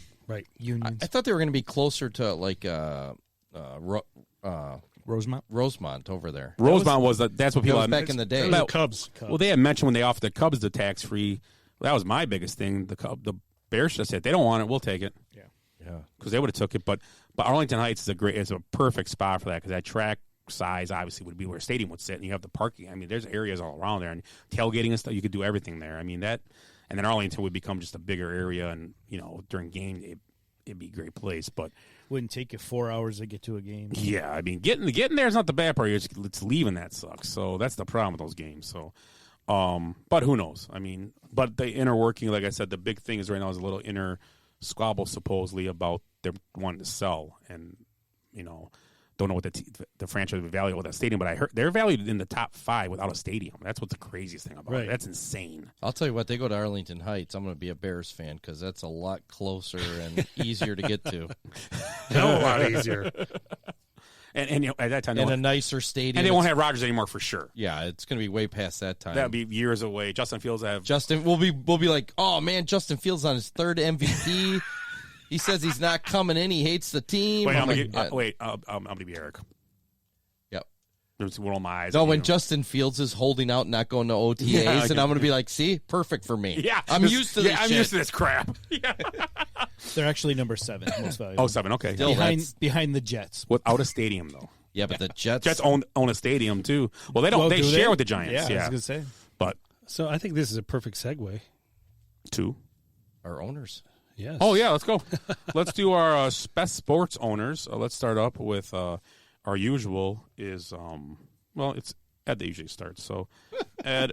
I don't even know Eddie.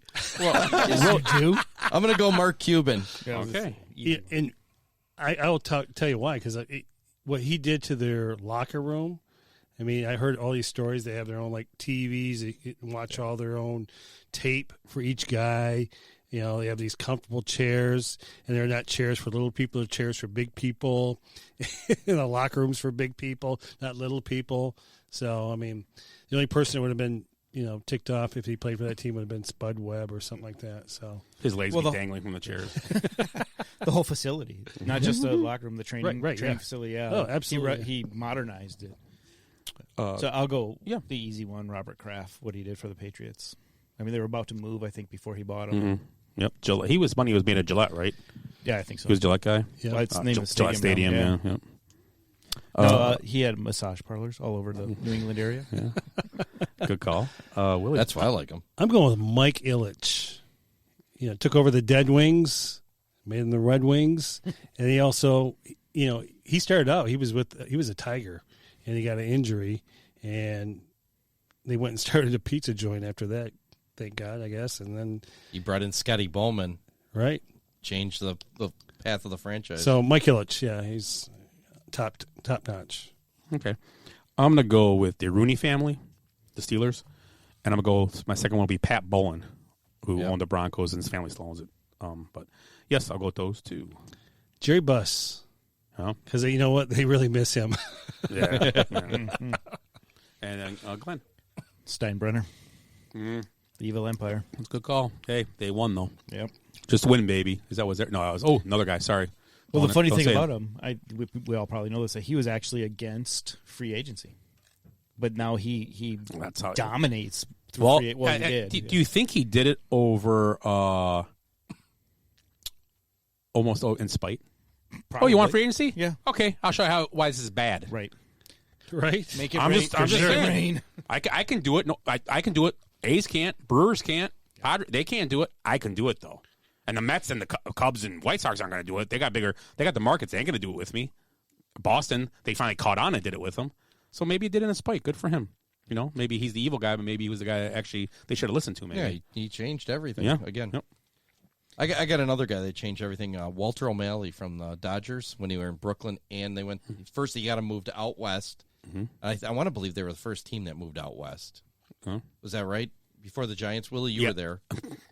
Yeah, I mean, I was talking to Lasorda when he was getting ready to move over. So he moved there, and he also, with Branch Rickey as his general manager, integrated baseball as well, and won a freaking pile of World Series. My second one's a real old timer one. This goes back to Willie's time, and there's a big trophy named after him, Conn Smythe. Oh yeah, Maple Leafs owner for like 40 years. They named the trophy after him. So. Good call. I like that. I'll steal one from Scott, George Hallis. Yeah. Mr. Everything. Just Hallis, though. 63 Not the rest years. of the family now. Right. 63 years in charge of the... And well, I didn't know this until now. He has 2 recorded hits for the Yankees. Yeah, he played baseball. He's actually a good baseball player. And Rose Bowl MVP from 1909 or 1919. Do you know also he actually is why the Packers are around? Yep. Because he paid them to stay. They were going to go bankrupt, and he said, "No, I'll give you the money. We need to keep the league going." So he was one of the guys. Idiot. Yeah. They can't. So, go ahead, Willie. Did you pick? It's my turn. Yeah, for sure. I'm going with Silent Stan Kroenke. Oh, okay. So he owns the Nuggets, Colorado Rapids, Colorado Avalanche, the Mammoth. He owned the Rams, and then Arsenal Football Club. He's worth $3.2 billion. But what I like about the guy, they call him Silent Stan because he doesn't give press interviews, and he steers clear of any day-to-day operations of any of his teams. So, well, I'm going to go opposite then. I'm going to go with Jerry Jones. Jerry Jones, you might not like him, but he's that guy you'd want to own your team. Because he tries to make the moves. Doesn't work out, obviously, and it's he gets laughed at and blah, blah, blah. But you know what? He tries. He does as an owner. I think he's too involved with the team, but yeah, he's got he's got a chip on his shoulder, and he wants to win that championship. Mm-hmm. Yeah, and he'll do whatever and it's usually wrong what he does, but he tries. Yeah, doesn't always work. Another guy who is kind of on the fence, but I think he's going to win football again. Jeff Lurie. He actually owned the Eagles. They've always been in the last year. Obviously, they weren't great, but. They're not afraid to make the tough moves sometimes, and people don't like, but they do it. And I mean, Chip Kelly hire wasn't very good, but then they moved on and found the right guy, won a Super Bowl. The trading of Carson Wentz to allow that, I mean, that's a big deal. So let's. I think I like Lurie's not a bad owner. So go Birds. Yep. Malcolm Glazer. Malcolm Glazer. So hey, the Donut Empire. No, he owned the Cincinnati Reds and Tampa Bay Buccaneers. No, the Bucs, Buccaneers, but don't talk to them about Manchester United. Yeah, those people hate him there. Yeah. But yeah, I mean, look what he did this year with the Buccaneers. He's like, hey, this is what we're going to do, and they signed pretty much their whole team back for this next year, right? Yeah, pretty amazing. That's awesome. Did his wife hire Ted Lasso?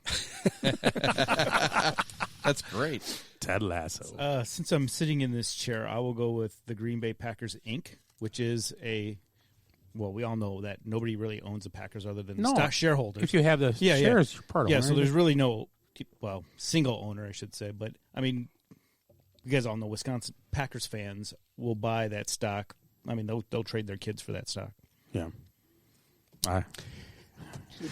It might not be worth much coming up here pretty soon. Did you see what Jeff wrote? Yeah, I did. Jeff wrote Aaron Rodgers is Bucs owner. Can't even drink a full beer. Right. He doesn't belong in Wisconsin. Jeff also mentioned he missed part of the show trying to get Pat McCurdy tickets. Yeah. But he can eat a brat in one bite. Yes. Yeah. 2 brats. They'll call him Two-Fister for nothing. I don't know. You guys, I think I got to wrap it up. I don't even have many left. I was going to go with Donald Sterling, but then I decided that's probably not the right path here. This and I don't even know this, but Walter A. Brown from the Boston Celtics when they won, how many titles they win back? 7 out of 8 in the 50s. Yeah. He hired Ted Turner. Can't stand that guy.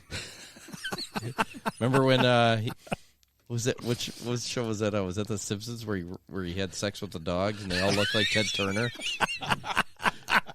Leave it to you to remember that crap. Awesome. Anyways, I'm on tattooed.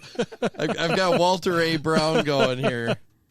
Now, what he hired going on here? Red Auerbach and built that Celtics dynasty. I've got 2. And he drafted the first black guy ever in the basketball as well. Yes, he did. I got 2 honorable mentions, and we laughed at it before, but I'm gonna say the Ricketts. They brought a World Series to Chicago.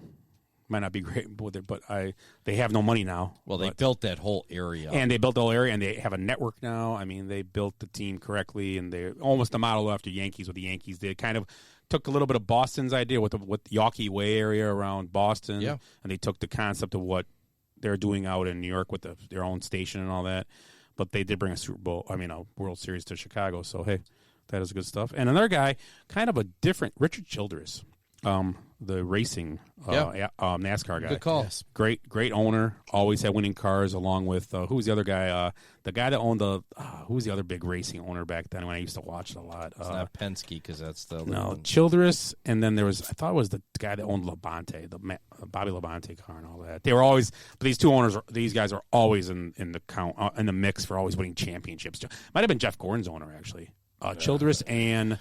Somebody up there's got to watch NASCAR. Yeah, who owned Jeff Gordon? NASCAR. Who owned Jeff Gordon's car? I got one. I don't know if you'd really Hendricks. say he's the owner. Yeah, Hendricks. Yep. Hendricks, duh. Yep. What about Hendricks Motorsports. Tony Gaviria said Jeff Fetzer sold Tigers to Tom Monahan. Yep. And then from Monahan, it went to Illich. And then to Callahan Auto Parts. Yep. Because Monahan owned Domino's Pizza, and then Illich bought him out because Monahan owned the Tigers. But the last thing on Monahan, he had to own a bar and grill somewhere. Yeah. Right? I think so, right? A potato farmer somewhere. Their special was boiled stuff. Boiled potatoes and what's on the special? pea Boiled soup. Oh, we got green beans. Boiled. Lots of cabbage. Lots of cabbage. No one mentioned this guy. Go ahead. Who are you going to go for? I was going to go with Vince McMahon of WWE. Oh, that's pretty I don't know if that's Pretty like good. the owner, but he owns it. He owns WWE. he's the greatest person in sports entertainment history. One of them, yeah. Don King. And the XFL. Not an owner, but he. Yeah. And the XFL. How about John Henry? Oh, the Red Sox and Liverpool. Yeah. Oh, really? Yeah. How about Reinsdorf? The Bulls. Bulls and the White Sox. The White Sox. Yeah. Bill Veeck, Jim Lasko said. Yeah, Bill Veeck. Or Veeck, I'm sorry. Yeah, put the Disco Demolition, right? That was Disco him. And he was with the Demolition. A's before that, right? Put the ivy in Wrigley Field. Yeah. Planted it. Softball uniforms. That was a good idea. Midgets. That was a good idea. He was a lunatic, but he got people in the stadiums, man. Now, if you would put midgets in softball uniforms, that's a winner. Climbing the ivy. Climbing the ivy. That's a winner. During the game. Playing disco. You have to avoid them when you're going to catch fly balls. With disco playing very loud. Yeah, he created essentially the kiss cam or the attendance guests that all came from Bill Veeck. Yep.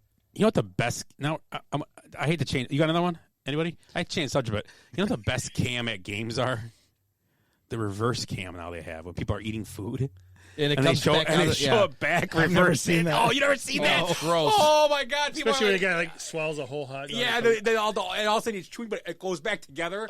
Oh my God, it's so Is awesome! that Bucks games? Yes, Okay. it is so It's awesome. nachos and it's so awesome. It is the funniest camera ever, hands. Yeah, look up some clips from reverse cam at Pfizer Forum. It is incredible. It really is. It's good stuff. So, Willie, you had an honorable mention. I thought you were going to say something else.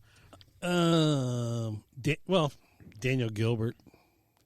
I mean, I don't even know who that is. He owns the Cavaliers, but I'm sorry. Bob Pettit just said, and Rash are midgets in softball uniforms. hey, there's a picture here somewhere we can like. Jordan laughed. Oh, that's a winner. Bob, I gotta get you a T-shirt, man. I don't know if you have one yet, but I'm getting you one for that. Get him a little one for Ho Ho. I don't have youth smalls. Utes. Hold it. Reverse cam. Here we go. Reverse cam. Yeah. Oh yeah, baby. Oh, this is so good. Great We're watching podcast. reverse cam after on the TV. We're watching reverse cam tonight. That's what we're watching tonight. So owners, I can't think now. Ho-ho and Rash in uniforms, softball uniforms. That's the best. Well, actually, in the NBA, they're called governors now. Governor. Governors. that's right. Governor. Get some Bob gruel. wants his shirt. What size, Bob? That's a double X. I got some coming in, so I'll get it to Glenn for sure when I get them. I don't have them right now. Double X's. If you want a double X, I got mediums. One of those. I'll take it. I'll take it. Ding ding. Hey, did you see this, Glenn? That's an XL. It's very distracting, by the way. It's very That's distracting. an XL. No, it wasn't. Was it? It could have been. It's been washed. I was going to say it was washed and I don't shrunk, know, but man. it hasn't been It was washed. a game worn jersey. It fit shoulder pads used to. Scott, you know what's going back there? We're gonna frame that jersey. Earl Campbell tried to sign it, and he didn't get any jersey in. Kept It signing was his belly all button. belly. It's all belly. Then it washed off in the shower. Bob said no medium and good call on the double X, I'm guessing. Yeah. Okay. We'll get you one, Bob. Thank you for the comment of Ho-Ho and Rash being midgets in softball uniforms. I know our fans. Climbing the fence at Porio. They're pretty climbing the fence at Lincoln Park. Snow fence. So anyway, let's do our Mount Rushmore. Okay, let's do it. I forgot. It's the AFC West, so we'll go around the table and we'll like rotate every time. So we'll start off with the Raiders, the Oakland Raiders, Vegas Raiders, LA Raiders, all the Raiders teams. Raiders of the Lost Ark. So if you want to pick Harrison Ford, you're more than welcome. What are Raiders? I'll start first because to help Ed out here. Okay, go ahead. You will start with you, then Glenn, Ed, me, and then Glenn will go first next time. I'm gonna go with Kenny Stabler. The Snake, right? Oh, that was my backup right there. Snake. Oh, Okay. crap. Sorry, buddy. Kenny Stabler. Bo knows. Oh, good call. Yeah. Bo. Yeah. I was going to go Marcus Allen. Yeah. Is that a good one? Oh, it's a great one. Okay, good. I wasn't sure. I'm going to go with, well, I'm going to go Jim Plunkett. Jimmy Plunkett, yeah. Jim Plunkett, yep. Oh. There's so many, though. I mean, it's so hard with that team. Yeah, wait, we didn't even talk about defense, man. I said Howie Long. How about Ted Hendricks? Ted Hendricks. How about Stork. Who was Lester Hayes? Lester Hayes. That guy would kill your mom to get to you. I swear to God, he would. I'm going to go with John Madden. I was going to say John Madden. That was the one I said. Oh, how about all these famous guys? Gene Upshaw and Art Shell. Yep, offensive lineman. I know I went away from my theme. Last week my theme was offensive lineman. I should have stayed with it. Jim Otto. Yeah. How about Blitnikoff? 0. How about Blitnikoff? Oh, yeah. Mr. Stickum. Tim Brown. Yeah. I'm trying to think now. I'm starting to really run dry here. But Tom Flores. That's what she said. All right. No, so I said this. I'm going to go off topic a little bit here. My finger. wife this week cut her finger, and I had to hear about her bloody gash like 3 times without trying to laugh in front of other people. She goes, this gash is so bloody, and I'm like trying to hold it together, and of course I can't. It was horrible. This is what Ed's head sounded like. He was about to explode. Try holding that in. That's what she said. Anyway, okay, Glenn, you get to go first for the Denver Broncos. John Elway. Denver Broncos. Elway. Oh, I didn't know if you heard me. Oh, we're waiting on Ed. Never mind. Aid. Geez, that running back that won the 2. I can't think of his name. TD. Yeah, Terrell Davis. I was getting there. I thought you were talking about Melvin Gordon. No, Terrell Davis. I was sitting on a dock in Honduras watching that second Super Bowl and him beat up on the Packers. Was it the dock in the bay? No, it was in a bay, but yeah, it was in Honduras. I'm going to go with Carl Mecklenburg. The Snow Goose. Yeah. I had no idea what that was. Snow Goose, yeah. That's a good one. I like that. Willie? I'm going with Steve Atwater. Ooh, Yeah, another good one. Yeah, on the defense side, yeah, for sure. How about kind of a guy that I think would get Demaryius Thomas would get some respect. I think good career as a receiver. Did anybody say John Elway yet? Yeah. I did. Okay, I was going to say. Pay attention. I was just thinking. I'm like, wait a second here. I don't remember it. I was Jason too busy. Elam. Jason Elam's longest field goal he was a while, then he got beat, but he was the longest field goal in history. Jason How Elam. about, for honorable mention, Randy Gradishar? Yeah, Part sure. of the Orange Crush Okay. defense. Champ Bailey. I would say Champ. Oh, there you go. Oh, for sure. Oh, the guy that's always talking with us, flapping his lips. Oh, Shannon Sharp. He'd be on there. Yeah, you're right. He would be on there. Yep. And what about Von Miller? Yeah. Is he too early, or I think he's still on there. I think he is. Has anything ever come from that where he was arrested or whatever? He was charges were dropped. No, Okay. Yeah, He it was just like paid it yeah. off. I think Nice. it was his buddy or something. Yeah. Rod Smith. Yeah. All-time That's leader. good. How about Peyton Manning? He got a Super Bowl. 2? He did. Oh, he got 2? Did he win 2 there? No, just Oh, he lost one and one. He lost one. 1 and 1. He lost to the Seahawks and then won 1. Yep. I'm trying to think all the way back in the How about day. Easy Ed McCaffrey? Oh yeah, he's got a couple kids in the. No, he's got a son playing football. He's got right one now. son, and one. He's was okay. One was at He died. Michigan. Was a quarterback, and now he. Well, he probably out of football if he went Michigan quarterback. No. He left because he's got 2 years left. Oh, okay. Where'd he go? Another school? I got to figure out where he went to. But Okay. Dylan, Bill Romanowski was there when they won their Super Bowls. Yeah, Romanowski. that guy was a nut. The job. spitter. Mike Shanahan. Yeah, Shanahan. Yeah.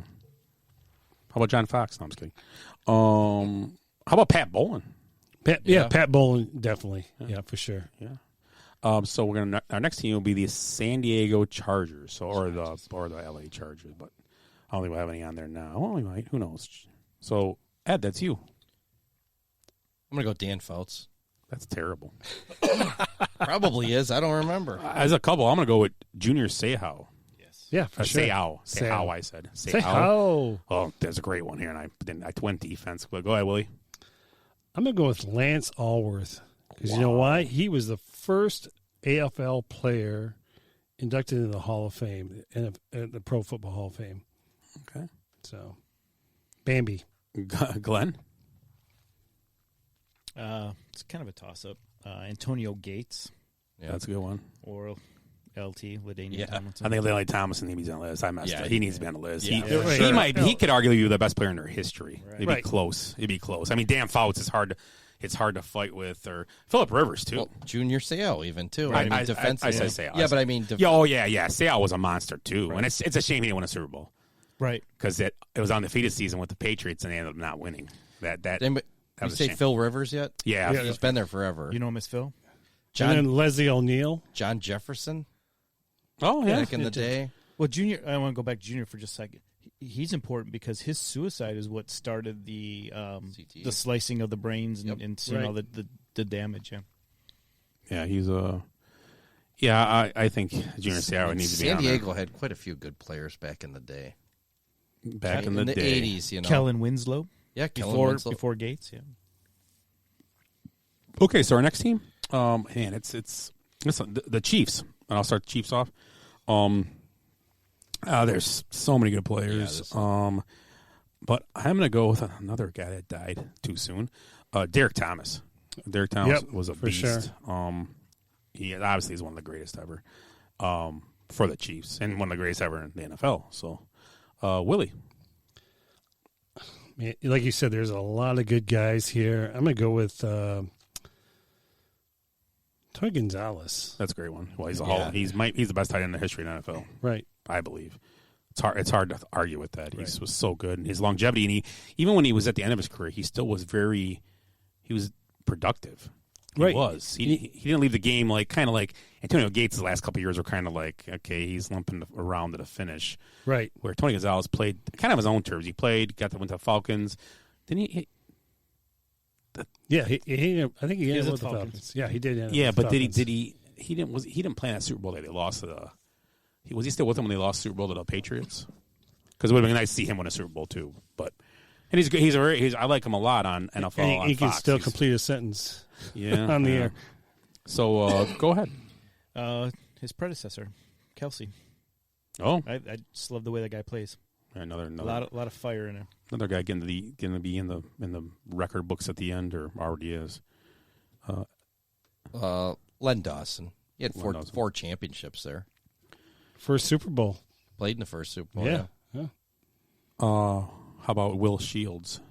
For sure. Christian Okoye. Or Priest Holmes. Priest Holmes, yeah. He was a monster. And a guy, it's so early, but too soon. Mahomes too soon. Yeah, I was going to say too soon. Derek Thomas. Yeah, Bobby Bell. Derek Jesus, Thomas. I'm missing all these. Yeah. Oh, here's a bunch on here. Blitnikoff, Tebow, Winslow, Lloyd, and Harry. No, I'm just kidding. And Okoye. So this is what Bob said. With Bob, each team. stop letting your girls type in on this for you. Yeah. So anybody else from the Chiefs that you're thinking of? There's a lot from that Super Bowl era. Bobby Bell and Buck Buchanan. Yep. Somebody would probably say the Hammer. On this list, Fred the Hammer. On this list, I have someone puts actor. Trent Green on here. Top 10, they're saying this list. I don't know about that. I don't know about that. Yeah. How about Larry Johnson? You talking about Grandmama? No. Just kidding. Deron Cherry, Jamal Charles, another guy. Oh yeah. Yep. Yeah, there's so many. The Chiefs. Well, all these teams. We didn't go deep enough into the Raiders. The Raiders have a ton too. Yeah, the Raiders and the Chiefs are both. Yeah, and the Broncos. Broncos had a decent history too, but they, and obviously the baby of the group would be the Chargers have been around, but they haven't had such success as those other teams. I'm reading here. Emmett Thomas, one of the great cornerbacks of all time, Mm-hmm. back in Willie's day, from the '66 to '78. Absolutely. That was 65 to 70. Yeah. Whatever. So any other guys you can think of? Willie Lanier. Oh, there you Oh go. yeah, Willie Lanier is awesome. Trying yeah. to think of any other ones. How about From Bob? they're all. I mean, that '60s, early '70s era was ridiculous, and the Packers destroyed them. Yeah, it's crazy. I mean, how good they were, and the Packers manhandled them in that first Super Bowl. Yeah. So okay, is that good? Yeah, I got enough.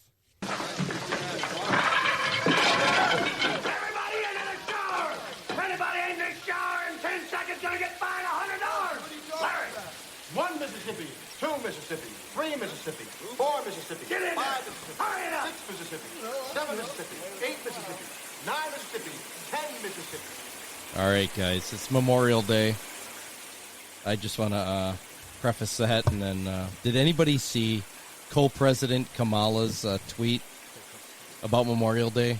I'm guessing you guys all saw that. Yes. Yeah, what a moron. I mean, Trump wasn't the most articulate guy ever, but he knew that for Memorial Day, you say something about the soldiers and what it's about. So I would love to see the late-night phone calls to these advisors and people actually pulling the strings of our leadership right now. And I imagine it going something like this.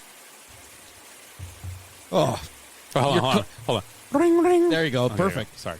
You're calling me at 2 a.m. Christ, my girlfriend has her ACT in the morning. She needs a 22 for her college admissions. This better be freaking good. Yeah, yeah. Kamala tweeted what? Enjoy the long weekend on Memorial Day. How in the hell does she not know what Memorial Day is? Is she Canadian or something? Oh, she is? Oh. Well, at least one of her parents has to be American. Oh, they're not? No, okay. Well, she at least had a TV, right, growing up? There are literally thousands of war movies on TV. She had to see something. Please tell me she didn't cackle after tweeting that. We've got to fix that damn cackle. It's like fingernails on a blackboard to 93% of Americans that are polled. Oh. Why didn't we pick somebody more likable like Hillary? Remind me again, where did we get this nut from? Oh, yeah, that's right. She finished 15th in her home state primary. Yeah, I remember that. So which psycho in the Democratic Party recommended her for the vice presidency? Willie Brown? Willie Brown. Really, we're listening to that idiot again? Note to self, never listen to anybody named Willie. See what I did there? His mic's off. He couldn't do it. See what he did there? He muted doesn't himself. listen to Willie. He doesn't listen to himself. Good one, Glenn. Calm down for a second. I have a solution to this problem. Let's send her to Guatemala, and we'll call it a mission to fix the border crisis. Oh, shit, we can't say crisis. How about a humanitarian mission?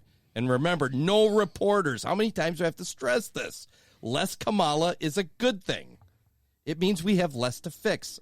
Don't worry, I'll call CNN and send them the story we want them to write in the morning. And I'll also get a picture on Time Magazine cover with her wearing angel wings and a halo or something. Anything else while you have me up this early and on the phone? Joe commented on what? A 19-year-old with barrettes in her hair and she was pretty during his... For fuck's sake! Jesus Christ. And that is all real. That all happened this weekend. He actually commented on how pretty a 19-year-old girl with barrettes in her hair was. Well, in a speech. Stopped the speech to say, oh, look at Missy over there with her barrettes at 19 years old. You need a record. Yeah. I'm just... I don't know. Well, when he was at the Whatever. Ford factory, the reporter asked him a question, and I forgot what the question was, but he said, only if I can run you over afterwards. Yeah. Can you imagine well, the he was former trying president to, saying that? He was obviously joking, but I guarantee if Trump would have said that, there would have been another impeachment. Right. His fifth or sixth or whatever. For attempted vehicular manslaughter. Yeah. Encouraging people to run over reporters. Yeah, so that was the shower. So I just wrote it today while I was sitting around. I just don't get it. I don't either. Interesting. Yeah. Very interesting. I just don't get it. I don't get it. I saw the tweet and it went back and forth between people on Twitter. I like to read the comments because it's entertaining, and half of them were, well, remember when Trump? Remember when Trump? Okay, he's not president anymore. And you hated when Trump talked. He's not it anymore. It's the perfect world now. So let's start treating these politicians the same way we treated him. Let's get to the bottom of this. I think I said this to Glenn earlier today when we were watching a baseball game. We were at the Indian Trail game. My exact words. This will be. I think I said this to Glenn. This will be the least. This will be the least you'll see an administration in front of a camera being asked questions in the history of our country, and nobody finds this insane, alarming. Perfect word, alarming. I think Thomas Jefferson had more time in front of a video camera than these guys. But I'm just saying, and you're allowed as a president to go, no comment to a question. This isn't Marshawn Lynch, which is comical. This is the person that leads our country. No comment to the border crisis. No comment to this. No, it's just, and whatever. It just isn't the way it should be. I think we're at the end of our show tonight. I think it's all over. What? Oh, you're over? You got a closing thought. Or no? I got random thoughts. Go ahead. Random thoughts, anybody. I'm sorry. I got one that kind of ties into that, actually. Okay. I would actually like to add Taiwan, the country, as a friend of the show. Could you believe that? Friend of the show, Poor Taiwan. John Cena had to go on and say, because he said something. He used the wrong, which, he got to apologize. So he got treated like our former president because he messed up his words. And he had to apologize they to made a him country. Get down on his knees and apologize. Because you know why? Because it's a network, and this poor guy was told, if you don't do it, you're not going to have a job. And he's like, well, I guess I like doing this and making this money, so I got to do it. It's the saddest thing ever. Yep. He'd probably make more money on stimulus checks anyway. You know who I'm pretty happy with right now? I'm pretty proud of this person as Gwen Stefani right now. Gwen Stefani has received some backlash because when she first started her career as a solo artist after she left No Doubt, she hired a Asian dance troupe, and I can't remember the name. All in her first video, it was all Asian women. Yeah, I remember that. Dance behind her. Harajuku. Yeah, something like that. Yeah. And she actually she started dressing like that, bringing that culture here, and people are buying the clothes. Now people are upset about it because she did that. Said, I'm not apologizing for anything. 25 years later. Yeah. She goes, I'm not apologizing for this because I did nothing wrong. Yeah, great, good for her. Mm-hmm. So you won't ever see her on The Voice again, but okay, good for her. Right? I don't understand any of this. If you don't see her, you know who else you won't see? Blake Shelton. Blake Shelton, and he's the face. Yeah. But the thing is that it's just good. It's finally people are starting to stand up a little bit. Chris Pratt, we talked earlier on the show. You need to. I think it's almost like that Norma Ray moment when everybody starts going. You know what? I'm not. You can't. Here's the thing. You can't push us around any longer. We're not going to do this acting stuff for you. You can find other people, but they're not going to sell tickets like I do. When they start doing that, and even if you do agree with what's going on, that's fine. But you got to look around going, but we can't do it this way. Right? You have to back up John Cena. Cancellation. You have to. The woke cancellation stuff has to end for this, and it really does. But we don't cancel things that we should. But it's just insane. I mean, to be honest, nothing should be canceled. That's why we live here. Right. That's why guys died as we're celebrating today for this. They died. That's why Glenn fought for our country. Yeah. That's why my father did. That's why relatives of all of us did it. That's why they did this stuff, because they're fighting for freedom. And my father fought for freedom for another country, not even our own country. Yep. It's a joke. So, yeah, I think we should add Taiwan. It's a friend of the show. It's fine. Taiwan's a friend of the show. Yeah, they don't have the concentration camps and all those biowarfare facilities that release super viruses like some other countries we know. That we pay lots of money to. Yeah, no kidding. Illinois. Yeah. Is that a country? Well, I mean, you just, if you're white, you can't. They wanted to be. You can't ask the governor. Are we still on? The mayor. Question. There's still people listening. We're still on.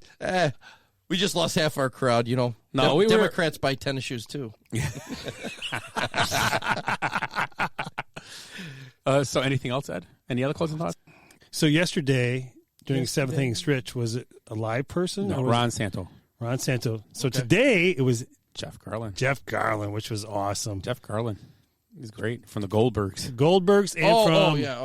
Curb Your Enthusiasm. Curb Your Enthusiasm, yeah. Their 11th season, he just started recording. That's the big guy, right? Yeah. He's lost weight, though. He's not as big as he was. He's thin now. Looked a little more gray. Yeah, he's thinner now. Yeah. He's thinner on the show, too. He looked to a great show. That's not Goldberg's, another great show. Hell yeah. Anybody grew up in the 80s? Oh, yeah. It's March 16th, 1980-something. They always sign the actual date of the night. It's always a Wednesday night date, but it's cool. It's a good show. It's entertaining. Something.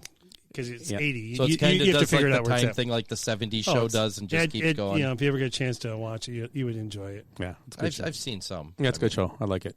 The mom's awesome. Yeah, she's crazy. Yeah, she's great. You got to make. Yes. You got to make. Any other closing thoughts? Yeah, Willie, what do you got for us? Oh, I've got tons of stuff here, but it's really too don't much have anything political too stuff in one crazy day. today. I mean, No, nothing really. I'm sorry, guys. Well, how about we just go to closing thoughts? I'd like to thank. Glenn, you got anything? Nope. Good thing. No, Nope. I'm good. He's just happy to be here. Ed covered it all. I did way too much talking tonight. We're probably going to get deplatformed. Deplatformed. That's a thing now. Is it really? I guess. I don't know. I heard that word. If anything bad happened to you, I got deplatformed. What the hell is that? Oh. That's nothing. In jail, I got a finger in my butt. That's called rear platform. Yeah. It's like, I'll trade you for this hard-boiled egg in a jailhouse burrito. Burritos, I love burritos. I'm on elote chat. God, is that real? Quit teasing me with that, elote chat. I'm going to be looking for it all night. Where the fuck is elote chat? I'm not on Facebook, so I had to get on some social media. That's more right up my... Okay, so closing thoughts, Ed. You can start us off. Happy Memorial Day, and I mean, think about more of why we're celebrating Memorial Day than peanuts. It's a long weekend, brats and popcorn and whatever. Yeah, I always struggle with that. Do you say Happy Memorial Day? It's like I saying don't Happy know. Funeral, you know, or Yeah. Right, I mean, no, because that's what it is about the people who've served and Right. Yeah. So Yep. So Master Sergeant Ron Naisman, he died while we were in Iraq. Suicide, but still tragedy. Just that's the one that I connect with every day on this day. I just wanted to say his name. I said his name wrong. Brian Naisman. I'm sorry. I don't know why it always comes out wrong. But Brian Naisman, out of I think Oak Creek area. Is that right? Yeah, follow that, Willie. Yeah, I was going to say. We're going to crack a joke about his dog Sparky. Now we got to do Or Shauna's back seat again. No, that's Ed's stuff. It's got a lot of play tonight. Ed's fodder. Her back seat. Shauna's back seat has got a lot of play tonight. She likes backseat play. You know, her dad listens to the show. Oh. Well, I don't know. You told us, Willie. I'm just repeating what you said before we started the show. I don't even know what we're talking about here. All right. I'm going to leave it at that. Freaks and beans. That's Willie right there. So any closing thoughts? You can't make I that just joke. give it to you. That's all I got to say about that. I'm walking away. Okay, mic drop. So once again, on this Memorial Day, we thank you for listening to the Basement Benchwarmers. And we'll be back next week, as usual. So for Ed, Willie, and Glenn, and Eric, who's not here, this is the Basement Benchwarmers podcast. Stay classy, Wisconsin. I hate goodbyes. Sorry, folks. Park's closed. What happened? I blacked out. Because we did something today that no one thought we could do, including us. So we're going out, we're celebrating, and we're going to rub it in this city's face. I swear I've seen a lot of stuff in my life, but that was awesome. Bye, Felicia. Kids, there's Big Ben and there's Parliament. I'd give them more buys than highs. Every new beginning comes from some other beginning's end. It feels so good. It feels so good. It feels so good. It feels so good.